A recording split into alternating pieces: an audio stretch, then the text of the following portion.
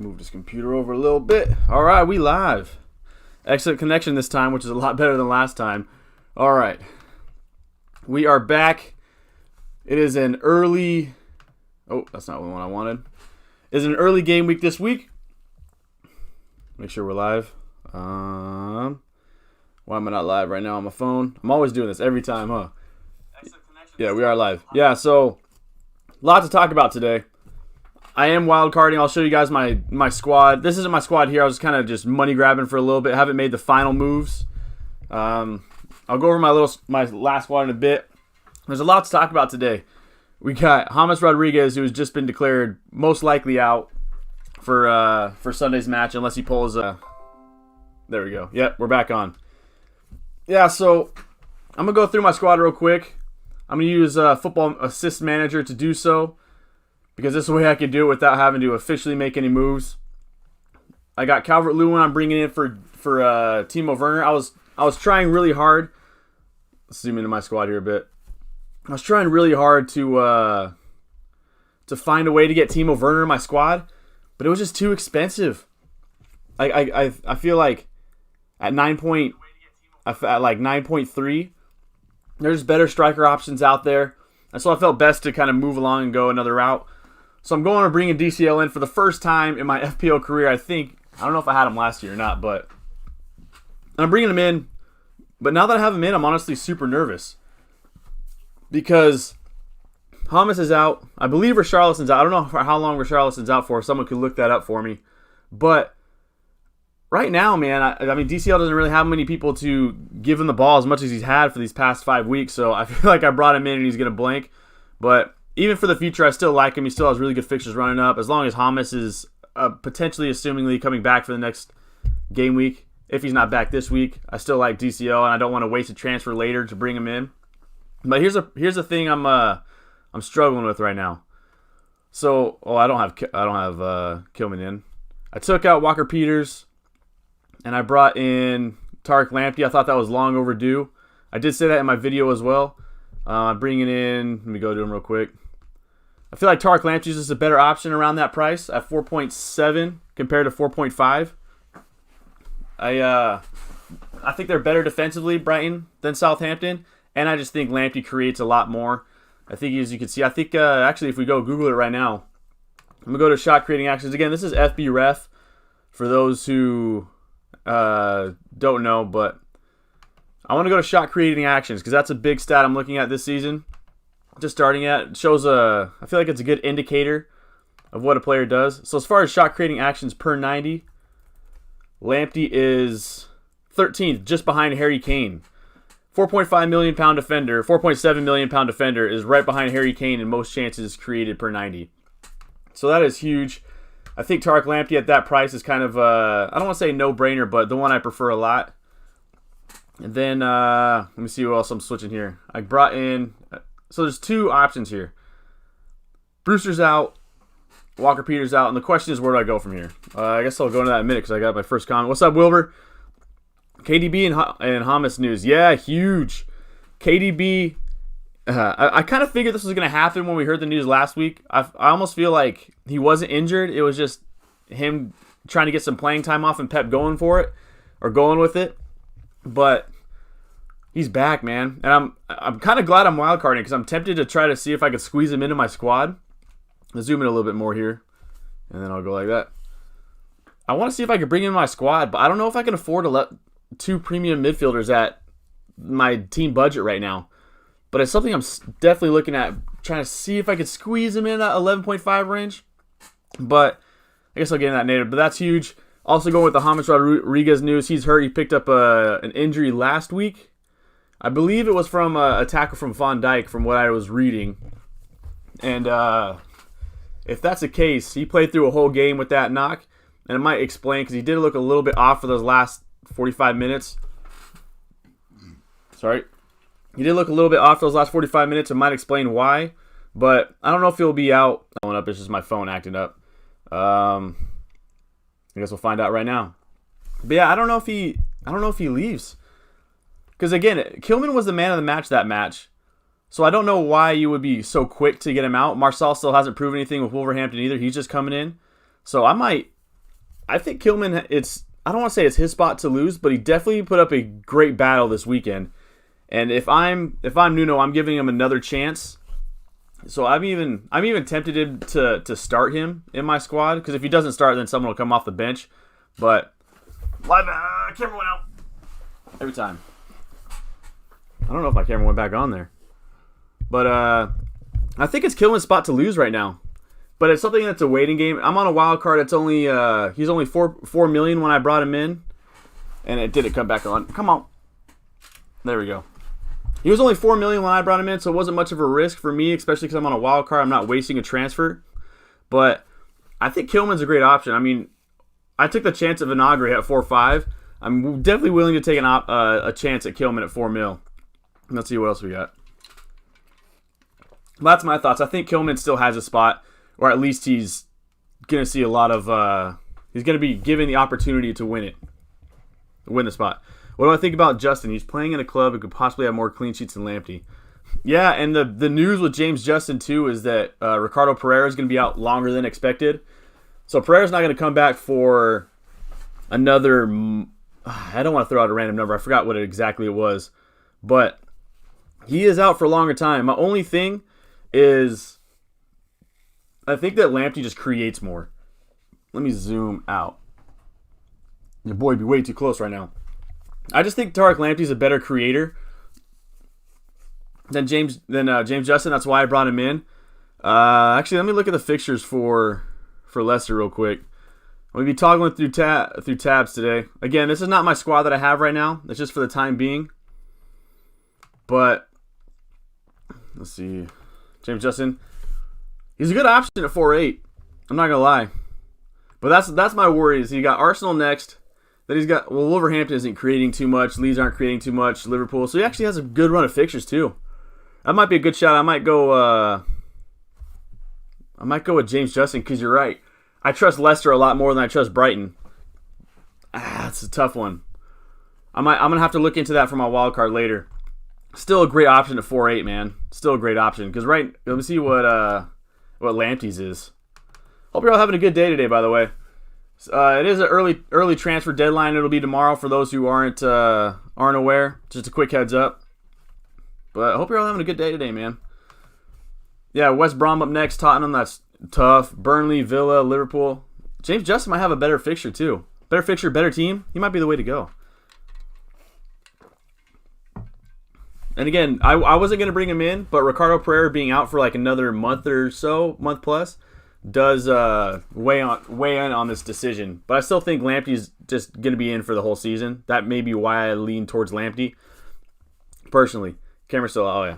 Thank you, Deep Production. I thought it was on. I hit the button and it didn't work. So hopefully it's back on now.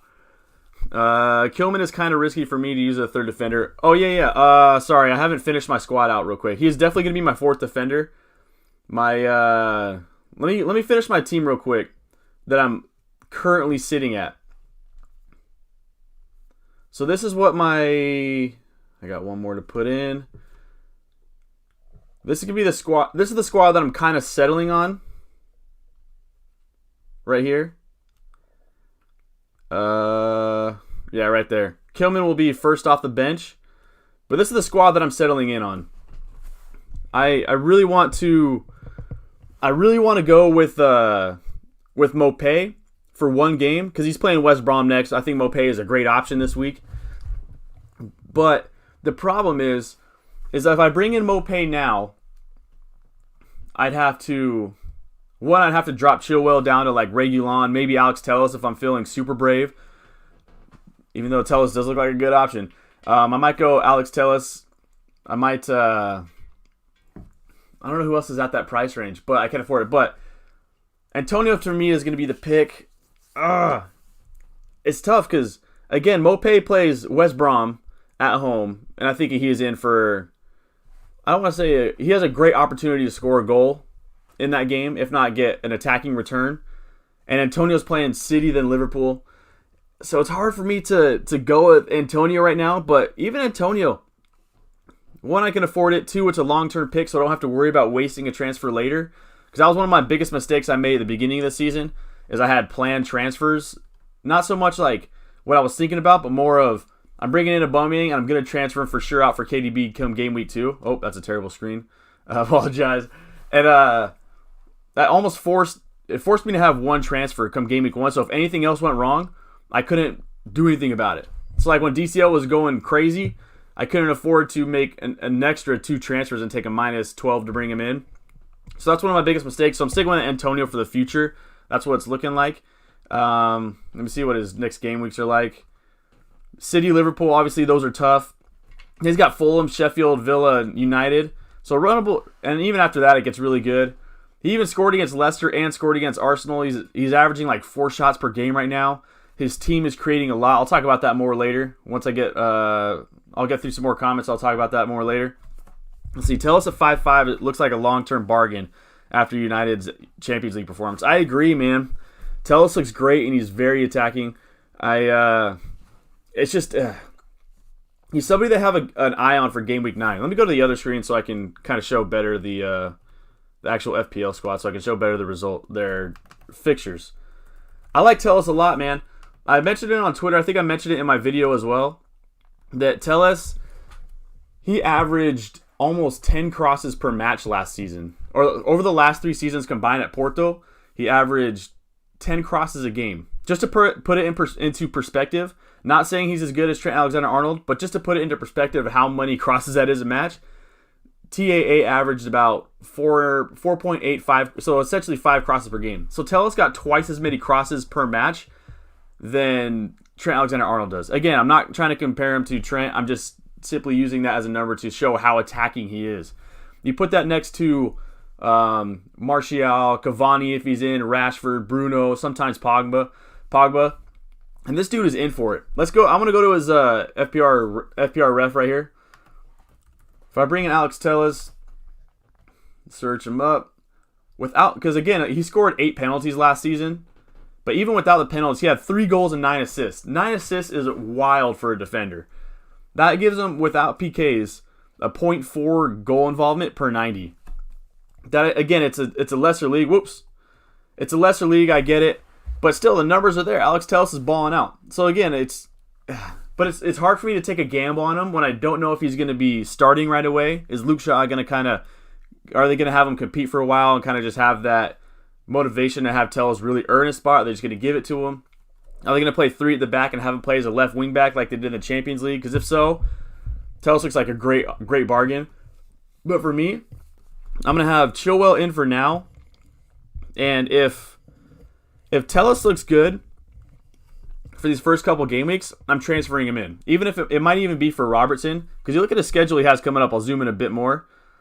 Tellus come game week 9 as West Brom, Southampton, West Ham, then City, Sheffield, Leeds. So 5 of those 6 fixtures are incredibly enticing for a defender who's getting that forward. So Tellus looks good, man. I agree with both of you guys. Both Caleb and Dan, I agree with both of y'all. I think, but for me, I want to wait and see. That's my biggest thing, is I want to wait and see just to make sure that it's the Tellus that I'm hoping comes in and gets used in the way I want him to, from an FPL perspective.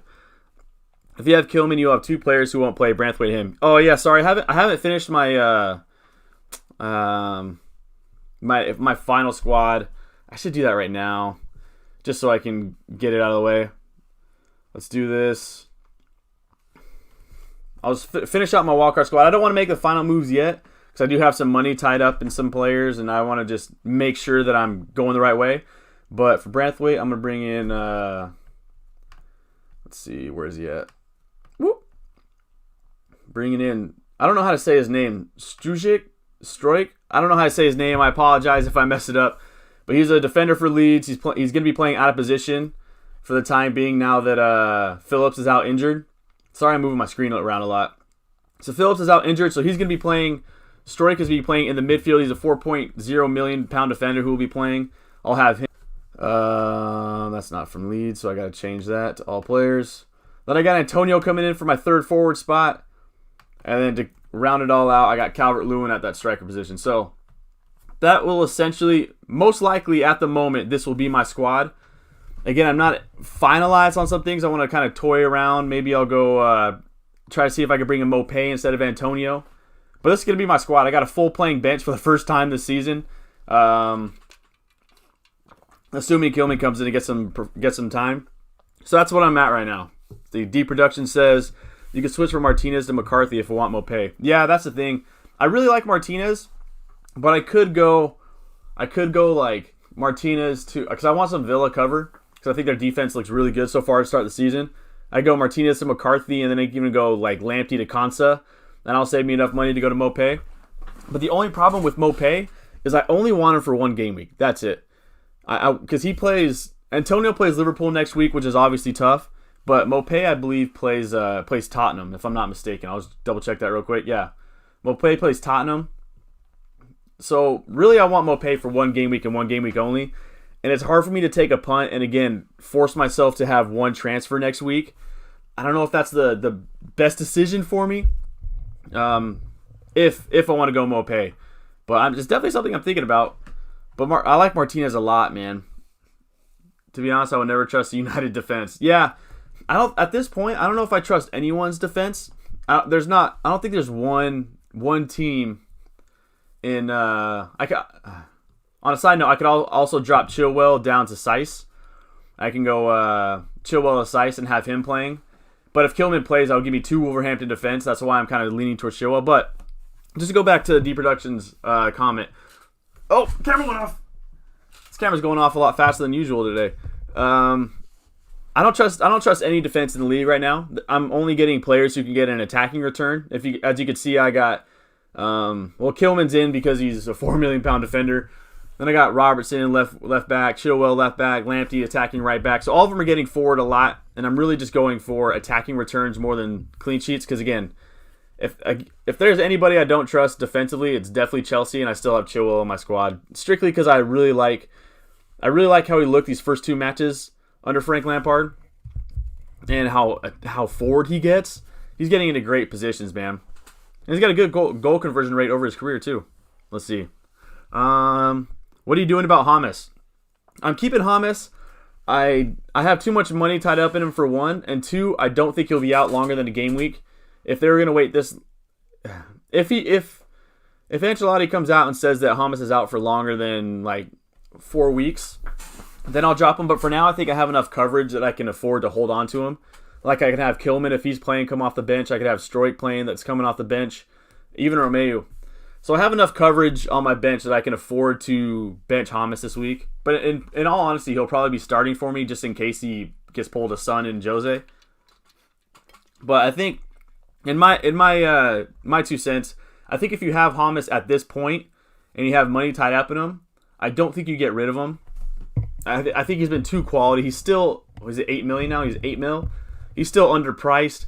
Everton are looking phenomenal, so I think you still hold on to him if I were you, unless you had.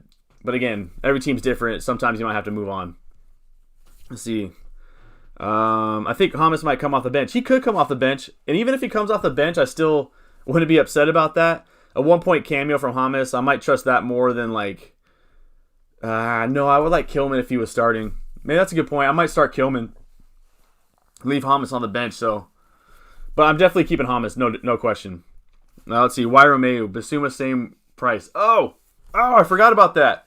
That's right. I kind of just threw in Romeu because I was just trying to think of a £4.5 million midfielder that played right away. I didn't put too much thought into it yet. But that's a good point. Basuma's playing West Brom, innit? How's he doing so far? I got it. Let me go to his stats real quick. Good shout. Yeah, Basuma might be the way to go. I kind of put in Romeu just because I don't know.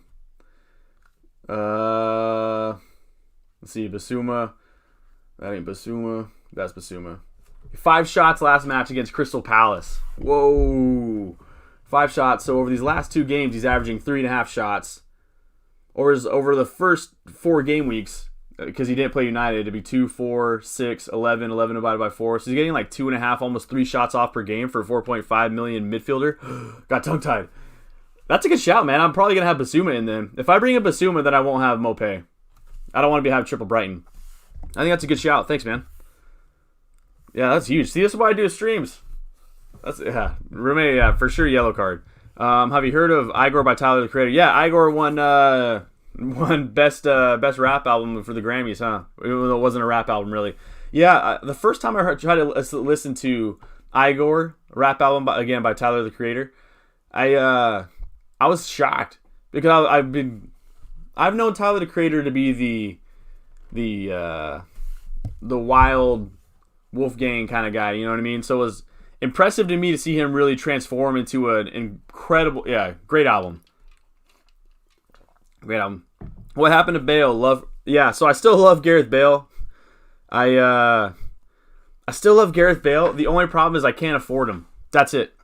If I could afford him, I would bring him in my squad. On a side note, I'm also thinking about getting Reguilon. So there's a lot of options I could do. But yeah, if I could afford to bring in Gareth Bale, I would. But I don't have that 0.2 in cash. It's gonna hurt too. If Gareth Bale scores this weekend, I'll be super pumped. I'll be happy for him because obviously I love Gareth Bale. But it's gonna hurt me knowing that I was off by 0.2 bring him in. So I don't want triple Spurs. I could go if I brought in Alex Telles or switched out Martinez or Lamptey, I could bring in Gareth Bale, but I think Son's still the smart way to go. And I'm trying to think with this now because I've been thinking too much with this. Not the Barcelona and saying about mi corazón. So let's see. Decided to wrap in my next video. I'm not gonna lie, I definitely thought of some lyrics last night. Right before I went to bed, I was trying to think of some good stuff. I saw a video of a guy who does like a Premier League rap recap every week. I thought that was pretty dope. But I don't have an intro for my videos on a side note, so that could be my thing. I could just have it as my intro every week. I kind of just jump right into it at the moment, but a rap video, that'd be tough, man. Let's see. Next, Dan Clark says, all the shots outside the box, though. Does he have any shots inside the box? I don't have a way of getting that stats. That's the one thing I'm missing is shots in the box stat. I really wish I could find that. If anyone knows where that's at for free, of course, let me know. Zoom in a wee bit more in it. Right there. Boom. What's the next question? Outside the box, I'm not sure if anywhere on target. He hangs out the edge on corners, but still better than the other 4.5 mid. Yeah, let's see. Going back to him real quick. He's only had one shot on target all season. So he does average like 3 shots per game, but he only has 1 shot on target. So that is definitely worrying. But if we let me go to Romeo and see what his stat. I know he scored already. Romeo. That's not Romeo. So yeah, Romeo only has 1 shot on target himself. He's only had 3 shots period the whole season. So Romeo might be the way to go. Or not Romeo, Basuma. Let's see. Yeah, I think he's the best. I think you're right. Best 4.5 million pound midfielder. I think again, I just went with Romeo because he's the first one off the top of my head at 4.5 as an enabler. So I kind of just ran with it. Why don't I have Pulisic? Yeah, see, that hurts. See, again, I'm trying to think with my. I'm trying to think. My problem with Pulisic is he still looked super rusty last week in his first game, and even in the Champions League match, I think Pulisic still looked a bit rusty. So it's a wait and see kind of thing for me. But I mean, if he comes out and plays really well, I think their schedule gets better in a couple weeks. I could switch out Son for Pulisic, and I'll save $1 million. I'll be able to invest that $1 million somewhere else. I don't know where I would right now, but yeah, I could do Son to Pulisic. But the only problem is, as far as my midfield, I was trying to think of better options. I don't think there are any better options that'll give the best outlook than Grealish, Salah, Son, James. Obviously for the price. Obviously I would like Sterling. I would like KDB. But I really like my midfield. I don't know if I want to touch it at the moment. Even to bring in my favorite player in the Prem and Christian Pulisic. Can you remove Robertson to distribute the funds all around? I could bring out Robertson and bring in like a Seiss, or even go. I really like Reguilon a lot, but I don't want triple Spurs, so I could bring out Robertson and bring in. I'd probably bring in Seiss, and that would save me 1.9, something like that. 1.9 to spend. I think I have 0.1 in the bank as a nope. So essentially $2 million to spend, and I could upgrade Antonio, or I could bring in Brewster for Antonio, and then Pulisic for Basuma. So essentially it's going to be, is Robertson and Antonio going to score more than Seiss and Pulisic? That's the question that would have to be. I could Actually, I don't know if I can. I said 1.9, huh? That would be just short. That would be, yeah. I don't know. I still like Robertson for the time being. So even though Van Dijk is out, just want to talk about this real quick. Even though Van Dijk is out, man, whenever I zoom in, it makes it real hard. Robertson still looks incredible. I know that Trent has been slower to start the season, but Robertson is still getting a lot of opportunities in the box, a lot of touches, a decent amount of shots, a lot of attempted assists. And the next two matches, he has Sheffield, and Sheffield are not doing well scoring-wise. And then West Ham themselves.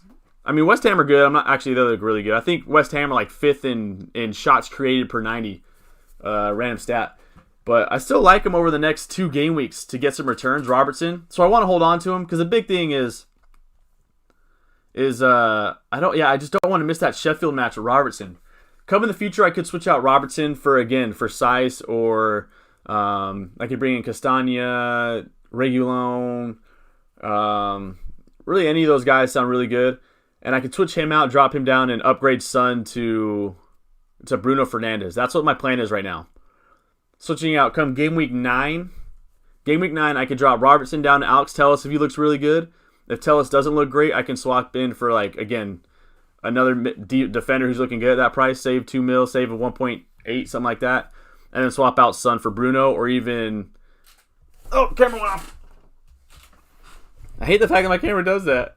And I try to hide the fact that I was squeaking right there. Yeah, I could, but again, I really like Robertson for this last game week. Because if Robertson doesn't look great and Liverpool don't look good, it's an easy opportunity for me to swap him out. I don't have to waste money trying to upgrade. If Robertson still looks great, get him back. Let's see, solid. No way, a solid injury. Are you just kidding me? Oh, okay, you are kidding. You scared me, man. That was my captain pick. Instead of Robertson, Mr. Enigma really getting me. Instead of Robertson, Grealish and Antonio, maybe you could use Saiss, Bale, and Bamford, who could also possibly score a lot for Leeds this season. He scored on last match, but I think it was disallowed. Yeah, I could. So is Robertson, Grealish, and Antonio, Saiss, Bale. The only thing is, I like Antonio a lot. Come game week 8, his fixtures, they just really clear up. And even then, he's still averaging... let me go to his stats real quick. So I'm back at fpref.com. Let's go to the Premier League. Squad and player stats. I know you guys can't see this. I'll zoom in here in a bit. I probably should have had this written down. But as far as... That's not what I wanted. Actually, let's go to non-expected goals or assists per 90. Antonio is 13th, right behind Richarlison. Right above Neil Mopé, by the way. Even with non-penalties, Mopé is 14th. See, a great option this week, man. Let's go to shooting. Sorry if this is this is hard to read, I know. But as far as shots per 90, where's Antonio at? Oh, Antonio's way down the list. Oh! Wait a minute, that's not... Oh, I did it backwards. I was like, no way he's that low. Why is this bugging out right now? There we go. Yeah, Antonio is 8th place right now in the Prem in terms of shots per 90, just behind Riyad Mahrez and DCL. So great company, dudes in. And that was playing against incredibly tough competition. And then if we go to last stat I'll show here, for those who want to see the full picture, these are the guys who shoot the most in the league. It's Harry Kane, Mitrovic, Salah, Mane, Ross Barkley at 5.9, DCL, Mahrez, and Antonio. So, great company, dudes in. And if I go to shot... This is the big thing right here. Goal and shot creation. Most shot creations per 90. West Ham... it's hard for me to zoom in here. Yeah, right here.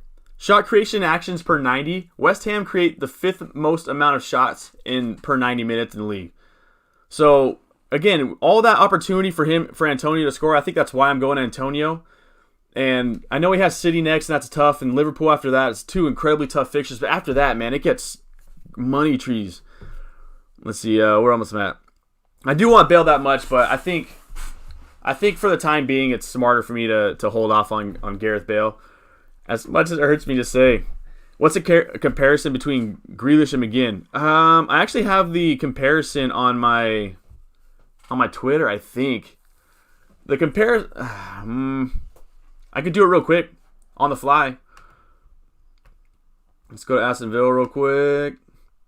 I'll pull it up for you. These are just the basic stats as far as shots and so as far as shots over the last 2 games. You want to go 2 games? We'll go 2 games. So as far as shots, Grealish has had 3 shots combined and 9 attempted assists. 9 attempted assists is huge.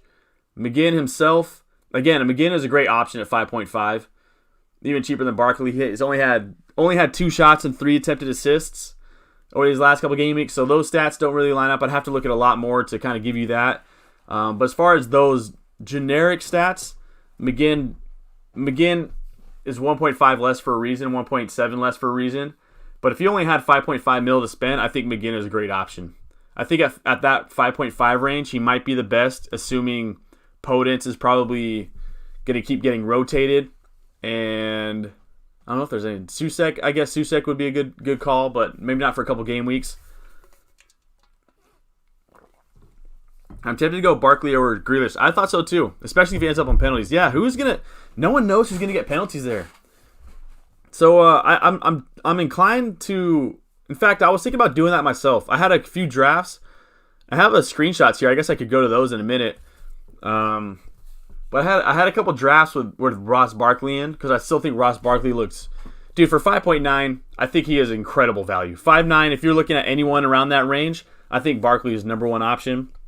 The only reason why I went with Grealish is that I thought it was more stability. I think Grealish is going to be the guy who, again, 9 attempted assists over the last 2 matches. He's creating everything. He's 4th most in the league in shot creation actions per 90.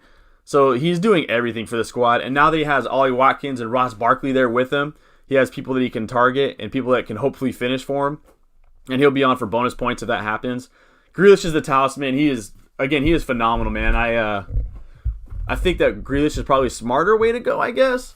But if you go Barkley, I'm not against that at all. I think that is an incredible value. You saw how he was at Everton. He's starting to be rekindled right now. He looks energized because at Chelsea he was kind of getting very little playing time.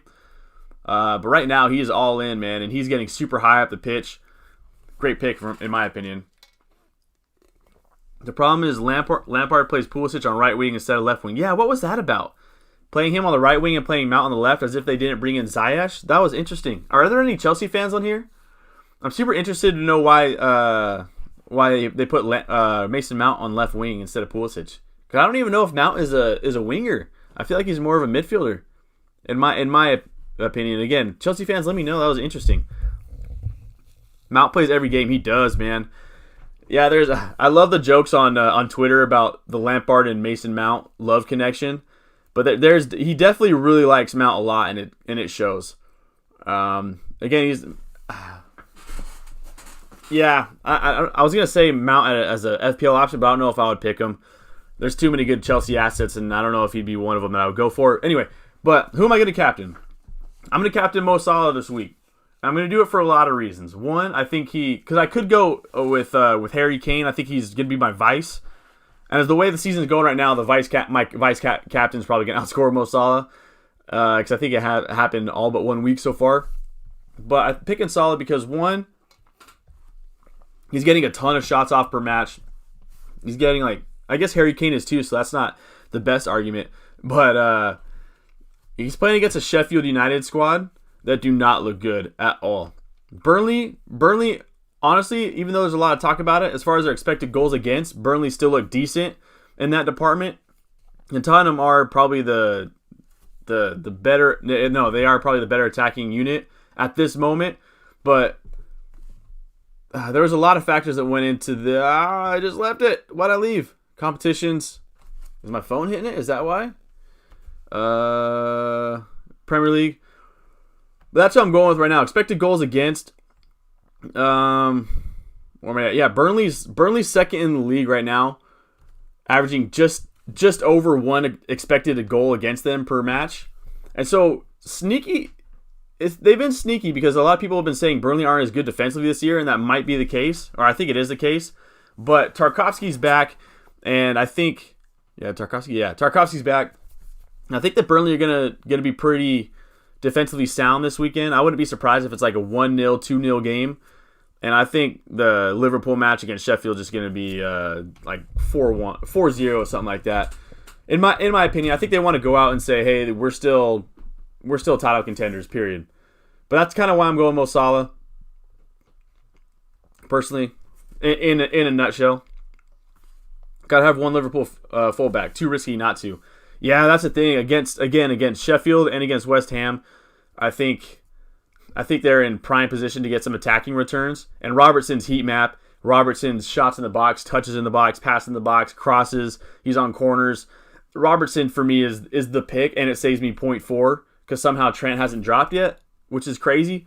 But yeah, I think it's still. I know a lot of people are shipping him out. They were talking about shipping out Liverpool fullbacks before this game week, and it makes sense. There's been a lot of stats to back that up, but I still think Robertson's the way to go. A Liverpool fullback. I agree with you. According to that site, Fulham is in the top 10 in creating chances, but they're in bottom, although they have Mitrovic. Stats are irrelevant sometimes. Yeah, I agree.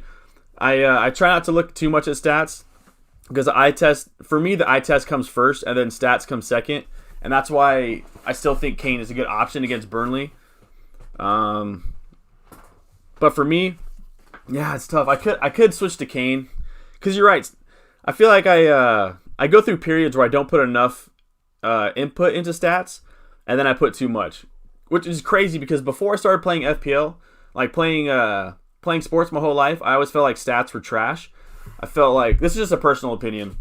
Oh, camera went off. I feel like stats are way too overrated. You know what I mean? Like you have players like, I'll say Roberto Firmino, just off the top of my head. Because Firmino doesn't score many goals, but what he does to Liverpool these last 3 seasons has been, what's the word I'm looking for? Invaluable, priceless. Yeah, maybe priceless. But Firmino, I'm struggling right now. Firmino, he's not going to score many goals, and so you would think, oh, that guy's not a good forward because he's not scoring. But what he does to be able to combine Mane and Salah and have that chemistry between Liverpool, I think it's incredibly important. Same with Thiago. I think there are stats that just don't go far enough to say how good they are. But I'm trying something new because obviously the first 5 game weeks for me hasn't worked. And so I'm trying to dive into more and more stats, combined with the eye test, of course. So for me, it's going to be Mo Salah captain, vice Harry Kane, because Harry Kane is the second best striker in the world right now, and I don't think it's. I don't want to say I don't think it's close, but in my opinion, he's probably the second best striker in the world at this moment. I didn't realize Fulham was in the top 10 in creating chances. That's crazy. Yeah, because Fulham are not. But Mitrovic is shooting a lot. So I don't know if... So I think to go off of that, one last thing, production is... I think the chances they're creating are not high quality because Mitrovic is second in shots created right now. And I'm not going anywhere near Mitrovic as an FPL asset for the time being. Mount was on left wing to cover opposition right back. He has great work rate defensively, I think. As Ajax's right back, does he get... I didn't get to watch the match. I was watching the Barcelona match. I think they're at the same time. And so I didn't get a chance to watch, but they weren't playing Ajax. That was Liverpool. Who were Chelsea playing? Oh, they're playing Sevilla. Yeah, Sevilla's good Sevilla's good, period. So that was a tough match for them, but I don't know. I guess I'll have to take your word on that. I don't know why you play left wing. Why did you take my advice and get Rashford? I know! Oh. Rashford, we talked about that, right? And we're saying how Rashford as a striker is an incredible option. As long as he's playing left wing, I don't know if I would go near Rashford, maybe. But as a striker, Rashford is incredible. I think he was like 4th most in FPL last season in points scored when he was playing up there. But I should have taken your advice, man. That was a great call. Great call. Let's see. Yeah. Any other advice for me this week that I should listen to? I feel like if you give me advice right now, I might just take it for the sake of the stream. I might just go for it. Let's see. Mount is not a winger, but Lampard prefers Mount on left wing. His Pulisic is not a right winger. He's not. Did not perform. Lampard loves Mount too much. Yeah, it's funny because Pulisic last season at the beginning of the year, he wasn't getting he would come in like the 70th minute and he would get an assist to was it Batshuayi at the time because they had a good connection. And it was like, man, this Pulisic kid is looking great. He looks like everything that we Americans were hoping that he would be it for Chelsea. and then he benched, and then benched. So Lampard almost has like if you're on his good side, he'll play you. And from what I'm seeing, my opinion. What am I going to do with James Rodriguez? I'm going to keep him. I think James Rodriguez is too quality to dip. I had him at 7.5, and so it would cost me too much to drop him and bring him back, and it would cost me an extra transfer. I think not only am I gonna keep him, I might start him this weekend just in case he comes off the bench or something. But James is at 7.7. I think he is an incredible bargain. I don't know. The only way I would drop James is if they say that he is out for an extended period of time. Now, if James was like 11 million, like KDB was last week, I would consider dropping him. But the fact that he's only 7.7, I don't know if that. I still have quality players around. You know what I mean? As of right now, I'd have like Kilman off the bench, Stroik off the bench, Basuma off the bench, ready to go. So I have 3 playing players that can come off the bench and come in for James, and hopefully Kilman can come in and get a clean sheet off the bench. I don't know. What are you planning on doing with them? Are you planning on transferring them out? Let's see it. Hello, FPL Don. Hello, Steven. What's up? I did a -8. Van Dijk, Jimenez, and Wilson out to Robertson, K, Mopé. Beautiful. Also, if you've watched the stream before, you know how much I love seeing people take minus hits because I love the aggression. You know, like when I watch sports and teams are kind of sitting back and they're playing for the tie. I'm not the biggest fan of that, but if they go all out and they're playing their hardest, and they, like Norwich at the beginning of the season, they weren't playing great defensively, but they're going to try to outscore you. I love that, man. Play aggressive. Obviously, it doesn't work sometimes. It hasn't worked for me yet this year, but yeah, Jimenez doesn't look good so far at the start of the season. I think Wolves are among the lowest in like shots per 90, expected goals. They just don't look good at going forward. Podence is probably their best player in creating right now because Traore is on the bench. And yeah, I don't know if Jimenez is somebody that I would want long term. Obviously, I dropped him. I had him last week. Wilson could have his moments, but obviously you had to get rid of Van Dijk. There's nothing you could do about that. Yeah, but Robertson's great especially for this week. Harry Kane, obviously more needs to be said. And I think Mopé could be in for a double-digit haul this week. I mean, he could also have a week like last week where he shoots 6 times and doesn't score, and then he gives up a great look at goal to do nothing. I don't know, but I like that. I'm a fan of that -8, and from just on paper, I think it'll pay off. But again, you never know, right? That's the beauty of FPL. Mane holds up the ball more, which allows Robertson to overlap, and therefore more attacking. Trent doesn't seem to be going near Saul on the other flank. Completely agree. I think I've talked about this on the stream multiple times. But for me, the best,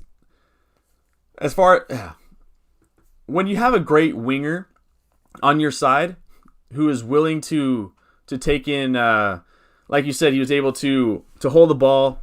He's able to make some runs that just freezes defenders, and they automatically the defenders want to go with you.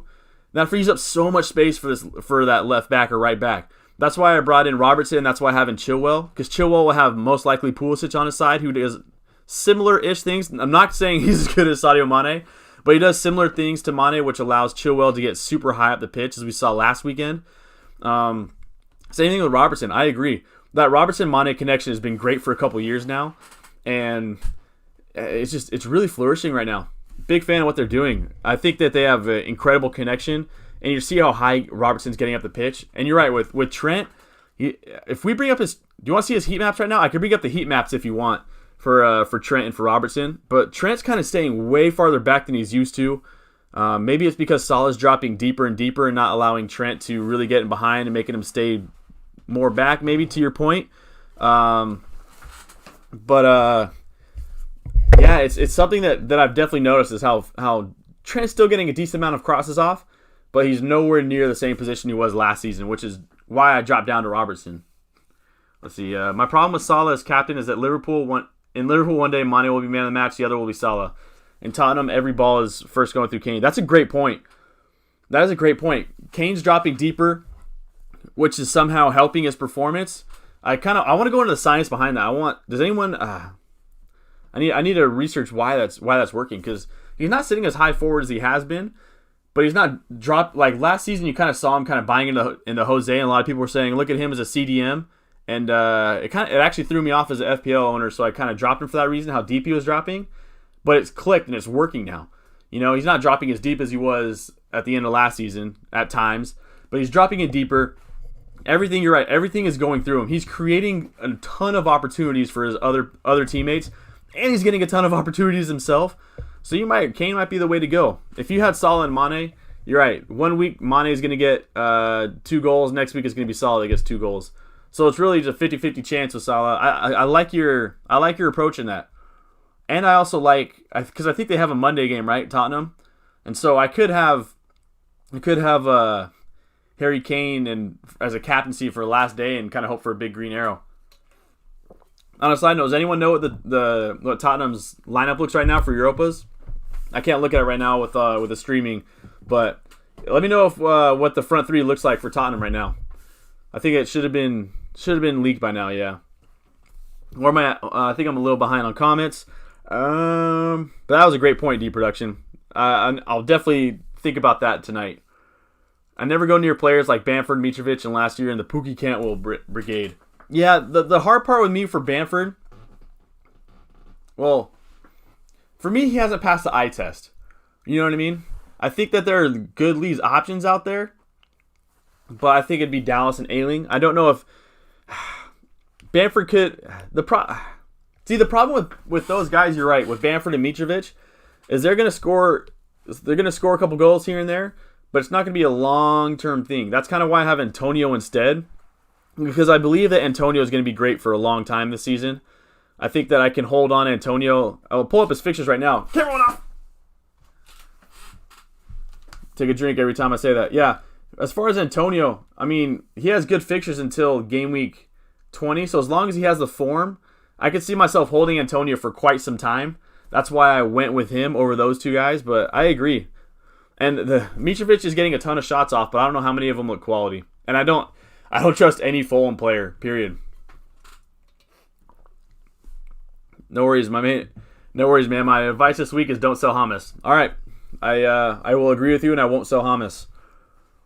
I think, again, I think that selling hummus would be I don't want to say a bad move, because, again, you never know, right? You could sell hummus and bring in Ross Barkley and save $2 million, and Ross Barkley could score, and then you could use that money to upgrade to Kane or something, and he could score. So you never really know, but as far as my opinion would be, and Thomas is here, would be to keep James Rodriguez for the time being. Jimenez to Aguero for a hit is very tempting. Nostalgia pick? I don't think it's a nostalgia pick. I think that it's a really good one. I think that I'll go to it right now. My only problem with that is taking the hit. I know that sounds super weird for me to say, but Aguero's only 2% selected right now.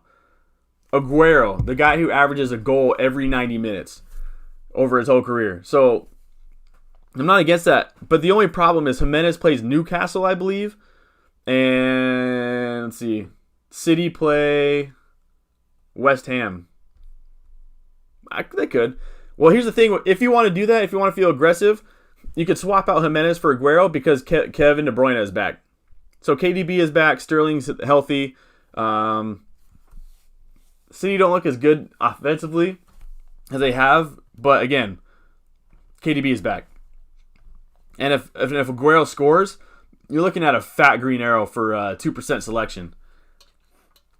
And if I'm being honest, I'm looking at bringing him in for Kane come game week 9.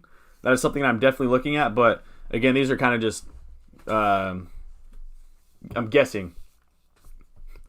But I'm not against that at all. I think if you made that move and you brought in Aguero this week, a lot of players might be looking back and saying, man, that was a great move. I should have done that. And you might see people switching. I don't know if they'd switch to Kane, but they might find a way to get Aguero in. So I don't think it's a nostalgia pick at all. I think it's still a great option. Again, he only had one shot, I believe, last week. Am I just making that number up? Let me fact check that real quick. That's something I heard on another FPL's channel. Which reminds me, go follow some of the guys I really like. Go follow FPL graduates. Go check out their videos. FPL Americans Talk FPL and FPL Ibracadabra. There's somebody else who commented on my video. I like them a lot this week. If you want to go check out one of the comments on my video, there's a lot of good FPL content out there, man. A lot of good FPL content, and there's a lot of not Jesus, and there's a lot of new FPL content creators that have a lot of potential, man. Yeah, he only had one shot, but he had 3 attempted assists against an Arsenal squad. So again, I don't think that's a nostalgic pick. I think that's a very it might be a bit maverick, but I like it. Let's see. Abdullah says, I'm planning to start him this week maybe and sell him game week 8 if he underperforms. Who are we talking about again? Are we talking about Hamas again? Sorry. I think because your last comment was about James Rodriguez. Abdullah, are you talking about Hamas again this week and maybe sell him in game week 8? Let me know. I'm sorry if I mess it up. Yeah, let me know who you're talking about and I'll comment more on that. I apologize. Christian Bale starts. Sweet. Also, was Christian Bale the best Batman ever? I got in this conversation about going to the Batman series, about who the best Batman is, because we were talking that, or my brother believes that Christian Bale wasn't the best Batman, but he's considered it because of how good the villains were, like the Joker and with Bane. But I don't know. I'd have to rewatch those movies. Anyway, Gareth Bale starts. That's huge. Okay. So if Gareth Bale looks good today, looks like the Gareth Bale that I know, I might find a way to squeeze him in instead of Son. I'll have one eye on that game. I don't know if I'll probably be recording and watch it later, but keep me updated. And then you have so Son and Harry Kane are all being rested. Okay, they are for sure in my squad then. Yeah, that's huge. Because if Bale starts, he might get pulled off early and then have the same thing happen this weekend. Kind of get him back into fitness. Mopé or Antonio? I think you see it here with my squad that I'm choosing Antonio. But if you were looking for a 1-week punt, maybe a 3-week punt, I think that Mopé is an incredible option. I wouldn't be surprised if Mopé scores 2 goals this weekend, honestly. I know that sounds outrageous to say, but I wouldn't be surprised if he does so. He had 6 shots last game. He's playing a West Brom squad who I don't want to get no haters, no enemies, but West Brom are struggling at this point. And Mopé has him this week at home. So I think that Mopé is a great option. But for me personally, I'm going with Antonio because I don't want to waste a transfer in 2 game weeks when Antonio's schedule gets a lot better, and I would prefer Antonio. And so I'm going to kind of take, I don't want to say take the loss now, but I'm going to take, I know that Mopé will probably outscore Antonio this game week. And that's the sacrifice I'm willing to take for the next few. Vinicius up front. That's going to be huge. I really want to see how good this kid is, man. I really got to watch this game. Vinicius up front. No Kane? Yeah, it sounds like no Kane starting. That's huge. No Kane starting. Let me zoom in on my squad just a little bit more so y'all can see more better. Shout out. If y'all watch Always Sunny in Philadelphia, that's why I always say more better. It's not so much that my English teachers failed me. It's more that if you watch Always Sunny in Philadelphia, that's how they say it, and it kind of just became a habit now. You might have already mentioned this, but who will be best to captain Salah or Kane? We were talking about that a little bit ago, and I personally thought I'm personally going Mo Salah at the time being, but D Production made a great point that everything Kane does, everything that Spurs do is through Kane at the moment. He's almost playing like a Kevin De Bruyne-ish, but like a striker KDB. And Mo Salah, it could be Mo Salah going off one game, it could be Mane going off one game. So you never truly know. But again, I think you can. There are worse options to have than trying to decide between Salah and Kane. You know what I mean? There are worse headaches to have in FPL than that. So if you have that dilemma, consider yourself a blessed owner at the moment. So, but for me personally, I'm going Salah. D Production was talking about going with Harry Kane, and that is a great option as well. Harry Kane is getting a ton of shots off. He's getting a ton of attempted assists. He's creating a lot for his squad. He's playing a Burnley side. The Burnley side doesn't look as good defensively as they did last year, although they might. Underlying stats may lead towards a decent game. It's a Monday game, which is always fun to have a captain going on Monday. Let me double check to make sure it's Monday. Yeah, Monday game. It's always fun to have a captain going late. But again, Salah's scoring at will as well. He is getting a ton of shots off himself. He is playing a Sheffield United squad that I believe they're missing a defender, and Sheffield don't look as good defensively as they have last year. And so again, I think that with those two guys, I don't think there are worse headaches to have in FPL than trying to decide between Salah and Kane. But for me, I'm probably going Salah at the moment. What else we got? I'm so upset about Rodriguez. Took an 8-point hit to bring him in. Oh, that hurts. Oh, gutting. Who do you have as a backup? Oh, no. That sucks. Hopefully they're pulling a Jose and Son and he'll play 90 minutes. That sucks. But the good news about that, because I want to stay positive and optimistic on this channel, the good news is you've brought in James for the future, and I still think that's a great season pick. He still has a great run of fixtures for like the next, I think like 4 out of the next 6 are still great fixtures. So even though he doesn't start this week or doesn't play this week, I still think that is a great option. And you no longer have to worry about bringing him in. He's into your squad. So staying optimistic here, staying positive. That does suck. Taking a -4 to bring him in, but you have him for the future. And again, a great pick for the future. You don't have to worry about making that transfer next week. Don, do you think you could take Andy from Let's Talk FPL in a fight? I don't believe in fighting. I'm a lover, not a fighter, man. I've never been in a fight in my life, and I hope I never will. I think if we were getting into a fight of words, a fight of knowledge, a fight about soccer or football, I think I lose every time. I love Andy from Let's Talk FPL, man. He's awesome. I would definitely love to have a conversation with him one day about FPL, like a nice one-on-one or something. Yeah, I'm a big fan of his work. He is phenomenal. As far as, yeah, I'm not a fan of fighting. I don't even like fighting movies. I don't watch UFC. I don't watch boxing anymore. I used to love boxing. I don't necessarily watch it anymore. But it's funny because I don't like fighting, but I love when players get like in each other's grill and they get super competitive. You know, not to the point where they throw fists. I don't like that at all. But the super competitive side, I love that, man. Oh, camera went off.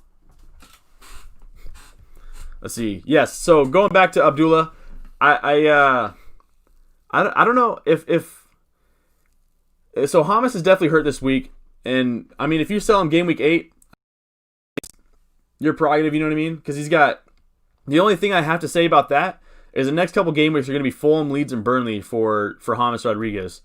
So if he underperforms, but he's still getting, I mean it's your call, but for me personally, I'm holding. I don't think James Rodriguez is somebody that I get rid of until maybe that fixture gets really tough in game week, what is that, 12? Where he's got Chelsea, Leicester, Arsenal, and then Sheffield and City. Maybe I drop him then. But for the time being, I'm holding James.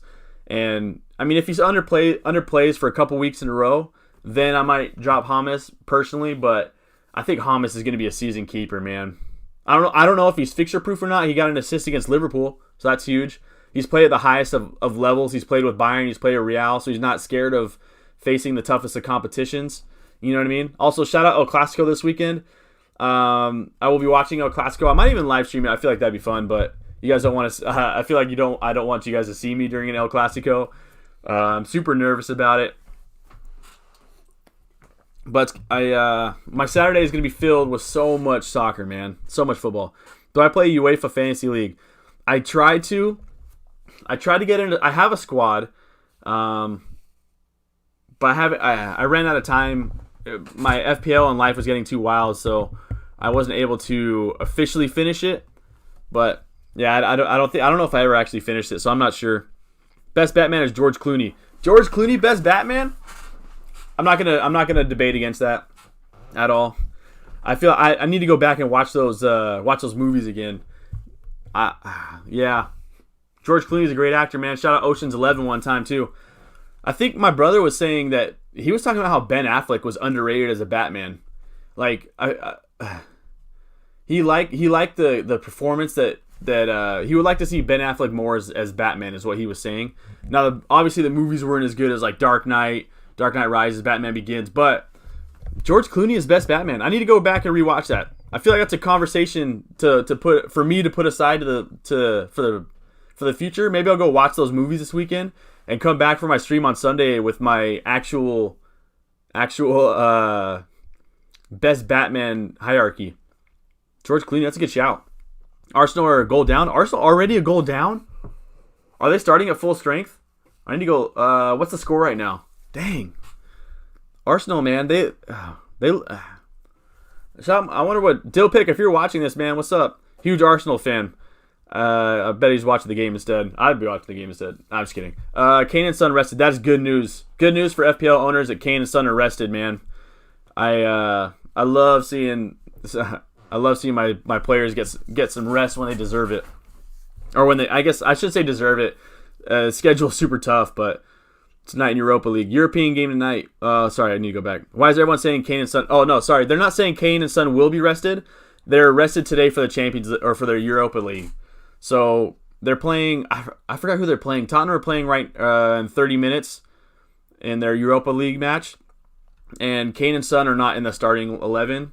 So that means that they'll be rested for Monday's match. They almost have like an eight day break then for matches. That's huge. Sterling to Salah this game week. Ooh, my only thing is it for a -4 or is it for a actual or just for a free transfer? That's interesting. Because City play West Ham, and West Ham are. I mean, they're decent defensively. I'm not gonna lie. West Ham have been surprising me so far to start the season. But that's interesting because Sterling is back and KDB is back. My only concern with that is, if I remember correctly, Sterling and KDB don't really Sterling and Aguero don't seem to play. Check. Let me refresh. Sterling doesn't play as good as he does with Aguero on the pitch in terms of FPL, if I'm not mistaken. I think there was a huge dip in FPL points per match when Aguero starts versus when Aguero doesn't start. So that would be my thing that would probably make me sell to Salah in your case. Because again, Salah plays Sheffield United, and I think Salah's in for a big game, as he has been. He's averaging like 8 points per match, 7 points per match to start the season. Something wild. But I think that's a good pick, personally. I think I would go with that. I'm not against that at all. But again, if Sterling hauls this weekend, he's kind of one of those players that he's either gonna score 2 goals or be nowhere to be found. But I'm not against that. I think I would go Sterling to Salah as my wild card shows. Brewster is a backup. Brewster, yeah. If I wasn't playing with 3 forwards, Brewster is an incredible enabler at 4.5. If I was going back to the 3-5-2, I think the only thing for me is I like at 6.3. I think Antonio is the best option, period, in the game. I don't think there's any better 6.3 playing defenders, midfielders, or attackers. So that's why I'm going with a 3-man front line. And even if he does get hurt or something happens, I could bring in, I don't want to say Mitrovic, but I could bring in like a Mitrovic to go there. Or I can even, again, I'm thinking about going Mopé myself, but I think Brewster is a great option at 4.5. He has 3 tough games in a row. I think he's got like Liverpool this week, City, and then I don't remember who his third game is, but he's got a tough run of fixtures here. But after that, Brewster looks like a great buy, man. 4.5 playing striker. Can't beat that. It's terrifying watching Liverpool play as a non-Salah owner. It's terrifying watching Spurs play as a non-Kane owner last weekend for me. I agree, man. It's so hard because I love watching Premier League matches, period. But when I know that there's a player that I don't own that can easily go off for a hat trick, it's so hard to fully enjoy the game. You know, like you still enjoy the game, but in the back of your head, you're always thinking, let Mane score, don't let Salah score. And then when he scores, just like, oh man, there goes that red arrow. So I get it, man, but yeah, it's tough. I feel like the players I'm scared of most, if I was a non-owner, would be Salah, De Bruyne, Harry Kane at the moment, DCL. Those are probably the 4 that I'd fear the most, strictly because I know they can score at will and of how highly owned they are, man. So that's going to be hard. For me, with no City assets, because I have no City players right now, it's going to be hard for me to enjoy some of their games, man. It's terrible. Yeah. How many channels does Andy have? I don't know. I know he has Let's Talk FPL. He has like a second one where it's like a more Let's Talk FPL where he puts like clips from his stream up there. I know he's in Fantasy Football Scout, so at times he's going on their channel to talk about last minute deadline transfers, captaincy picks. I mean, he's great at his job, man. I feel like a lot of channels want to get him on because when you bring on Let's Talk FPL, Andy from Let's Talk FPL, you're going to get great viewership. You're going to get great input. It's only going to help your channel out. So I think that's why you're seeing him everywhere, is because he's a GOAT, man. Have I heard of Magnus Carlsen? Yeah. #1 chess player in the world and finished in 10th. He finished 10th last season? I knew he was #1 at one point, but I didn't know how he finished.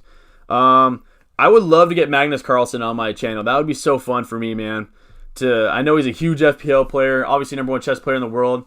I would love to talk about FPL with him, and then also say that in 5th grade, I was I think I got chess player of the week in my chess club in 5th grade, so I think I could hold my own. No, I can't. Magnus Carlsen's awesome. How's he doing this season?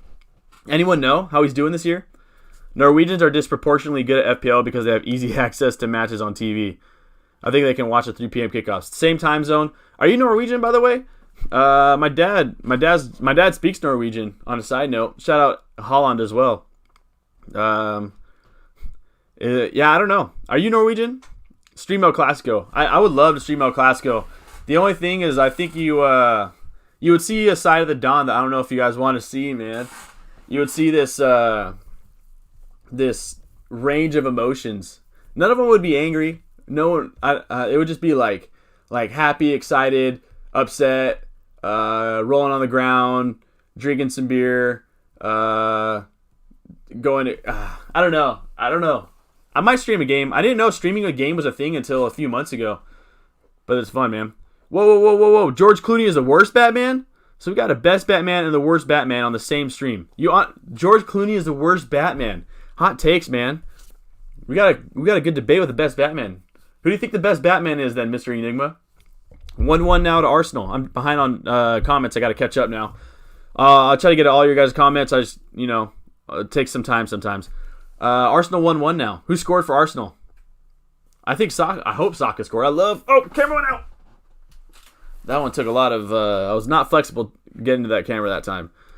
Let's see. I always thought Clooney would make a great 007. I agree, man. He would. Even because Clooney is a great actor for one. And two, he's a very handsome man. And so you add those together, and that's exactly what 007 is. Is my camera off still? Did I hit the live? Okay, it's back on.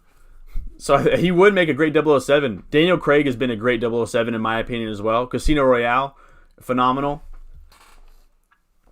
I think even at George Clooney's age, I think he would still make for a great 007 movie, man. I think it would still be great. He's great in Ocean's 11. He's awesome. Ladies love George Clooney. It's a win-win for 007 franchise. Saiss or Castagna to start? Why am I blanking on who Leicester are playing this week? Leicester playing Arsenal. I would start Saiss. I think Arsenal's defensively pretty good. And I would, again, against a top 6 squad, I don't necessarily like starting players if I can avoid it. And Saiss going up against Newcastle, that's a great opportunity for a clean sheet. So I'd probably start Saiss over Castagna, which hurts me to say because I know Castagna can get an attacking return at any time. But especially how high he gets on the pitch.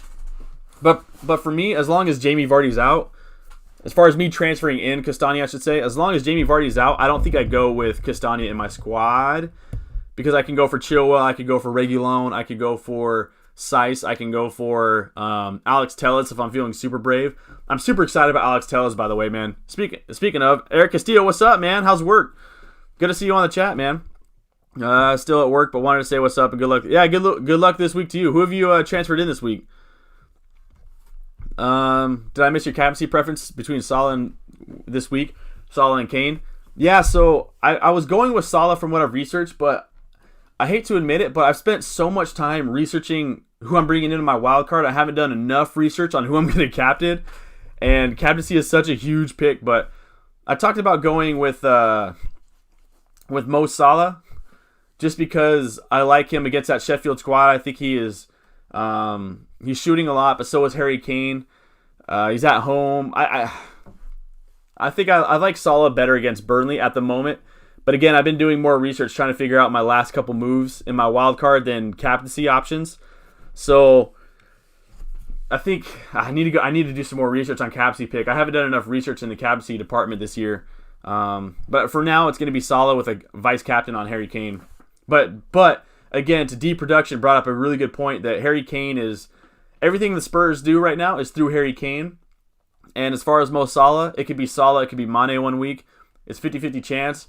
With Harry Kane, you know that he's going to be the forefront of everything they do. So, especially if Gareth Bale is healthy, Harry Kane in the middle is going to have a lot of people feeding into him, man.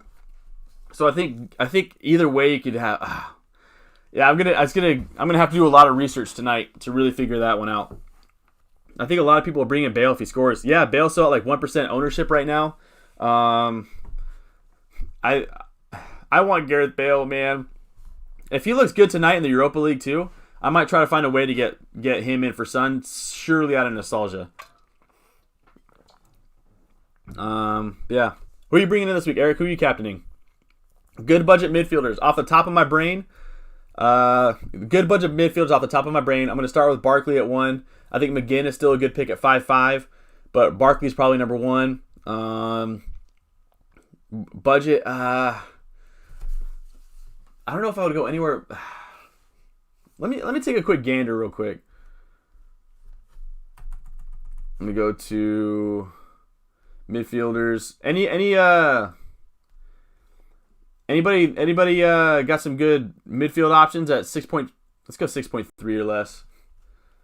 I don't. No. I think Bowen's a good pick, but I don't know if I would like Bowen for a couple of weeks now, so I would kind of hold away from that. I still think. Let's see. Pereira is a good option at 6 mil. Let's see what his next couple game weeks. He got Brighton this week, Fulham. He got decent-ish run at fixtures. I still think he's a good pick. Pereira. For me, I would go Barkley first. Let's see. Kind of going through. I know I'm kind of stuttering a lot, kind of going through it, but I'm trying to find some budget midfielders on the fly right now. Going through them all. Click is a good option. He's on penalties. I like Podence a lot. I think Podence is a great option. The only problem with me is he gets subbed off too early. So like around the 70th minute last weekend, he came off for Traore, even though Podence was the best attacking player at the moment. But I still think Podence is a great option. For me, it'd probably be Barkley, Podence, Click. McGinn, don't forget about McGinn. Just off the top of my brains, I think Diangana is, if I said that right. Those are the ones off the top of my brain I think would be good picks. But again, I would pick Ross Barkley over any of those at the moment. Especially because of the form that Aston Villa are on. Where am I at? I'm a little behind again, I'm sorry, on comments. I'll catch up real quick. Bobby Fischer of FPL. Yeah, Matt, yeah. Good double entendre. Or Bobby Fischer FPL, man. He's great at chess and great at FPL, that Magnus Carlsen guy, man. He's already ranked top 80K. How does he do it every year? Do you know his code? Can I bring up his squad right now? Is that a thing? Can I bring up his squad to see who he has? Anyone know what his code is? I'll try to figure it out right now. I want to see what his squad is right now. Not Norwegian? Oh, man. Just kidding. No, yeah. I think we talked about that. You're British before. Maybe Norwegians are just great at FPL. Maybe that's a thing. I was trying to, before COVID hit, I was trying to go to Norway this winter. I know it's going to be super freezing, but I really want to see those northern lights, man. That's always been an absolute dream of mine, and I really want to see it. I saw a video of like this Red Bull surfer who took this crazy trek out in Norway in the middle of nowhere and found this like surfable spot, and he was surfing under the northern lights. How unreal is that? Like, if you Google it right now, should I Google it right now? Should I look it up? Anyway, there's a beautiful picture of this guy surfing under the northern lights. Oh, man. Phenomenal. Sorry I'm a bit behind again. I'm like 7 minutes behind on comments. Papa J, Son and Kane are being rested in Europa League. That means they are starting in Premier League. Don't you worry. Yeah, huge. I was definitely worried about, because they've been playing so many games lately. I was worried about Kane and Son maybe getting a rest this weekend. But it's nice to see him getting a rest midweek as an FPL owner than in the weekend. And I think it's a smart call for Jose. And that just gives Harry Kane and Son 8 days of rest. I would be very worried if I was a Burnley fan. George Clooney is the best Batman, yeah. So I think Journey. Wait, who is it saying that? Wait, you were saying he was the worst Batman, Mr. Enigma? You are an enigma. My mind is an enigma. Shout out SpongeBob one time. George Clooney is the best Batman. I don't know who else would compete. I mean, Christian Bale, I feel like I need to go rewatch those movies. Again, I need to rewatch these movies and come back with the best Batman. What happened to Hamas? He took a challenge against Van Dijk last week obviously in the early stages of that match, and kind of shook him up a bit. And they're giving him. It sounds like they're going to give him some rest. I don't know if it's anything serious. It's something that I just woke up this morning and saw that he was flagged, and that's what it was. He's given a 25% chance of playing, but it seems just to be a knock. I'm guessing what happened is he had a knock. He was able to play through it, and throughout the game and throughout the week, he was trying to practice and kind of go through the because there's a difference of being. Coaches at that level always say there's a difference between being injured and being hurt. If you're hurt, you can play through it. If you're injured, you gotta do what you gotta do to get back. If you're hurt, see you on Saturday. It's at least from my experience. And so I'm guessing, this is all speculation, I'm guessing he was kind of going through it, and come today he said, I don't know if I can play on Saturday. It might not be the best thing for me. And so they kind of, again, this is all speculation, but I don't think he'll be out for more than one game week. He could even be seen playing off the bench. But as of right now, he's 25% owned. Sorry, not 25% owned, 25% chance of playing. So, but again, we talked about this earlier. If in my opinion, I haven't even the morning in London, so I might not be actually able to stream it. But if I am, camera went off. If I am able to stream and I am watching it live, I am considering it. At least I'll have it running for the time being. And if no one shows up or something, then I'll just head out. But I might do so. 2-1 Arsenal, Luiz and Alba. It's good to see Aubameyang score, man. It's good to see him get on the score sheet. That's awesome. David Luiz, man. He is good going forward. He is a good attacking center back. Aubameyang, man, again, it's great to see him score. He's been off to a slow start the season. Telles was top in Champions League. Alex Telles, you're talking left wing back for United. He looked good, man. I'm super excited to see what Telles brings, but for me, it's gonna be a wait and see what he can do. But I don't know. I'm a big fan of just as far as what I saw at Porto, the little I saw, and from the stats that I've seen, I think Alex Telles could be in for a big season, attacking wise. Let's see. Telles is top. Kane's greater than Messi. You need to get out of here with that talk, man. I think I got Messi on my back today. You see that? The GOAT, baby. But I'm not gonna lie. At this point in the season, I do think that Kane is playing better than Messi. But yeah, Messi is the best ever in my opinion. But that's my opinion. Everyone is entitled to their own. But Kane greater than Messi. That hurts me to look at that. Shout out to Alex Morgan and Rihanna. See that cheers me up, man. You got one conversation that hurt a little bit. And one that, again, it took me an hour to shout out Alex Morgan and Rihanna one time. Shout out them. I was listening. What was I listening to the other day? Was it Desperado? Yeah, I think I was listening to Desperado by Rihanna the other day. Shout out Alex Morgan one time too. Shout out shout out Christian Press and Toby Heath. They're balling out for United right now in their first match. Both scored. Shout them out too, man. Awesome. Matt Target, thoughts? I think Target's a great option. I don't know how much. I don't know what his price is right now. And I'm stuck on midfielders. Yep. Let's stay on this for now. 4.5. Yeah, a great option at 4.5, man. If you can't afford, or if you don't have Martinez in goal, because I don't think a double up for Villa is the best route to do. You know what I mean? They've been great defensively so far to start the season, but I would not go double Villa. But Target's a great option. I think you could also go Konsa. I think there's some good options for very cheap for Villa that you can go for. So Target's cheaper. He's 0.1 cheaper. So 4.5. Again, I don't know how much better you could do for 4.5 than. Is there anybody else at 4.5? Because everyone else is written in price. Maybe Walker Peters might be better, but I like Villa's defense better. I'm a fan. Who should I take out to bring in Kane? Ings or Jimenez? I would take out Jimenez personally. I think Ings has been consistent. I think Ings has been better to start the season than Jimenez has. That Wolverhampton, my mouse is in the way. That Wolverhampton attack is just not. It was hard to watch as a Jimenez owner last week. That Wolverhampton attack, So I think I'd probably go with Southampton, and I'd go with Danny Ings there. Let me see what their schedule is for the next couple matches before I fully. Again, if Jimenez goes and scores more than Ings, of course it's FPL. You never know. But for me, he's got 2 tough matches with Everton and Villa, Newcastle, Wolves. So actually, Ings has a tougher schedule. So if you're a fan of fixtures, I would go with Jimenez. But for me personally, even with those fixtures, I'd probably still go Danny Ings because Danny Ings has been known to score against big squads. So me personally, Danny Ings, but I could hear Art. Check that. I would keep Danny Ings and get rid of Jimenez to Harry Kane. But that's me personally. I brought in Robertson and Mopé this week and transferred out Richarlison and Charlie Taylor. Quick question: how long is Richarlison out for? And second thing, I think that's an easy switch. I think that is a phenomenal 2 transfers he made there, Eric. I talked about it earlier in the stream. I know you're working, but I talked about how I have an Antonio in right now, but I think Mopé for a 1, 2, 3 week or 1 or 3 week punt is incredible. I think he could easily score 2 goals this weekend against West Brom, and it hurts me, but I don't have enough money to bring in Mopé for 1, and 2, I don't want to waste another transfer to bring out Mopé later. So that's why I'm going with Antonio on this wild card.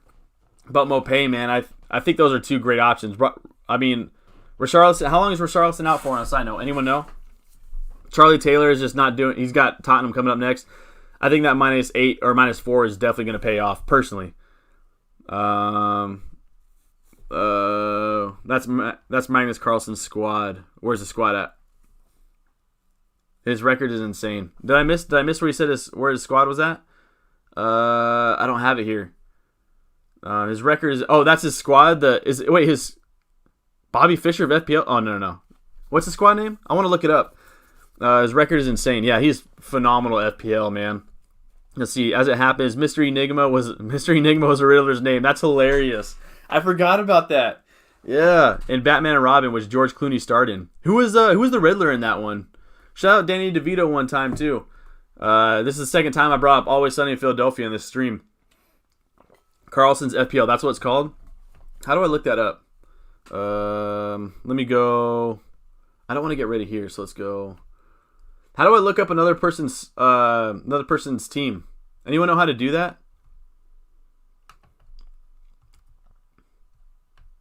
I wish I knew how to do that. How do I do that? If anyone could tell me how I find someone's FPL squad, let me know, because I really want to see if I could find a squad. Don't want you guys to see that. That's embarrassing. Let's see. Yeah, how do I do that? That'd be nice to know. So I can look up a squad. I really want to see what it is. Let's see. Where am I at? This Chanel was a Riddler and Batman Robin, which George Clooney started in, yeah. So will you be putting James on the bench? I'm considering starting James right now because for all I know, they could be pulling a Son and he could be starting or even come off the bench early. So I would like that. I would like to start him because they do have who are they? I forgot. Why am I blanking on who they're playing? I've done so much research. Southampton. I think of him versus Southampton. I like that. But for now, I am definitely debating starting James Rodriguez. And if he doesn't play, then I'll have Kilman come off my bench. If Kilman doesn't play, then I'll have Stroik come off my bench as a out of position defender playing midfield for Leeds. So that's my plan right now.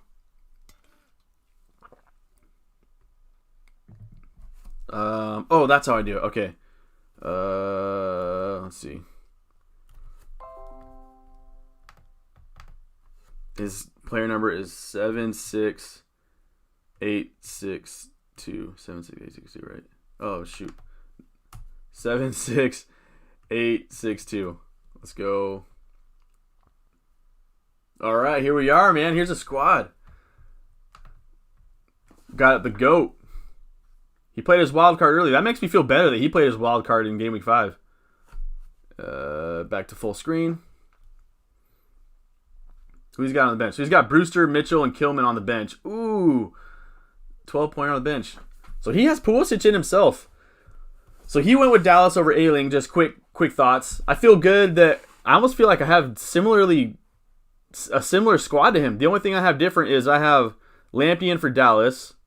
I have Antonio in instead of Pulisic. He's got a lot more cash than I do. That's a good squad, man. So he's rolling the dice with Pulisic. I wonder if he's going to transfer him out this week. Because he has one transfer to go. He's probably going to have Kilman come off the bench for James if he doesn't start him. But I like that squad. This is Magnus Carlsen's FPL squad right here. Live only on the Dons FPL. We're going to talk about Batman and Magnus Carlsen. And Rihanna. I feel like we haven't gotten enough off topic today yet, though. I feel like we're still staying decently on FPL topic, which is wild for me. So I'm putting Carlsen FPL. Fernandez or Havertz, not FPL biased. Oh wait, is this not FPL? Are we just talking strictly? I think either way I'd go Bruno.